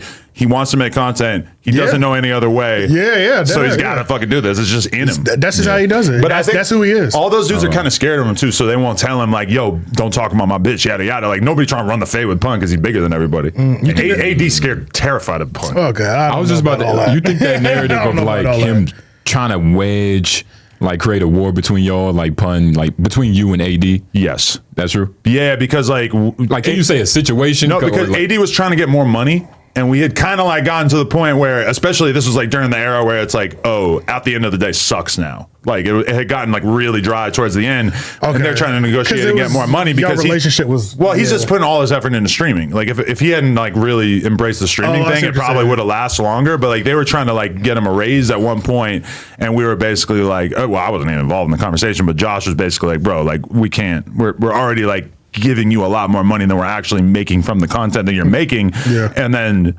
it was like after that, Pun went to work and started like basically like sewing things that would basically like separate us, because you got to think that like Pun was his manager for like many years before No Jumper took him in, and he never did anything for him. Like nothing really happened in AD's career for like 4 years prior to No Jumper, and then he meets me. Don't know if that's true, but no, that's a fact. And then he meets me. And then all of a sudden his career starts like really making significant progress, but then you're Pun, you're his manager. There's nothing that you can bring to the table because this deal is already in place. Right. Not to mention he's not getting his cut. And so then he goes to work trying to get him a better situation, which when you look at it now, it's like, whoa. Like, would you ever do content with Pun? You got fucked. Would y'all ever sit down? You ever see like Hannibal Lecter? Nope. If they like wheel him in like on a because you're scared of him with the mask, because you're scared of him. I'm not scared about that. Said I got us a You say he needs to be restrained. I mean, okay, if Pun said, I'll come there and do a podcast with you right now. Okay, sure, I don't fucking care. So let's do it. Like, what was it going to say? What's he going to say to me that he hasn't already said on his podcast? I don't give a fuck. I'll tool on him verbally. Yeah, it'd be a good back and forth, I think. You'll tool on him. What does that even mean? Tool on him? I don't know. Yeah, I don't know. I feel like you know better than everybody. I feel like I else said that at some point during my life. Squabble. Yeah, well, that's like too literal. Why do you guys think the West Coast is so isolated and disconnected from what's happening in the rest of the country? I think it's because their culture is so strong, and the distance and their culture is so strong, they don't need anything that's happening over on the West Coast, on the East Coast, or the South. I think it's because they're so close to Asia that they're not paying attention to us. Who's close to Asia? The West Coast? Yeah. Yeah, I guess you could say that. Probably like a 15-hour flight or something. Right. I feel like Mexico is more relevant in that equation. I'm being hyperbolic. But okay, why do you guys literally, I don't even have to ask. I know that you guys know nothing about hip-hop in France.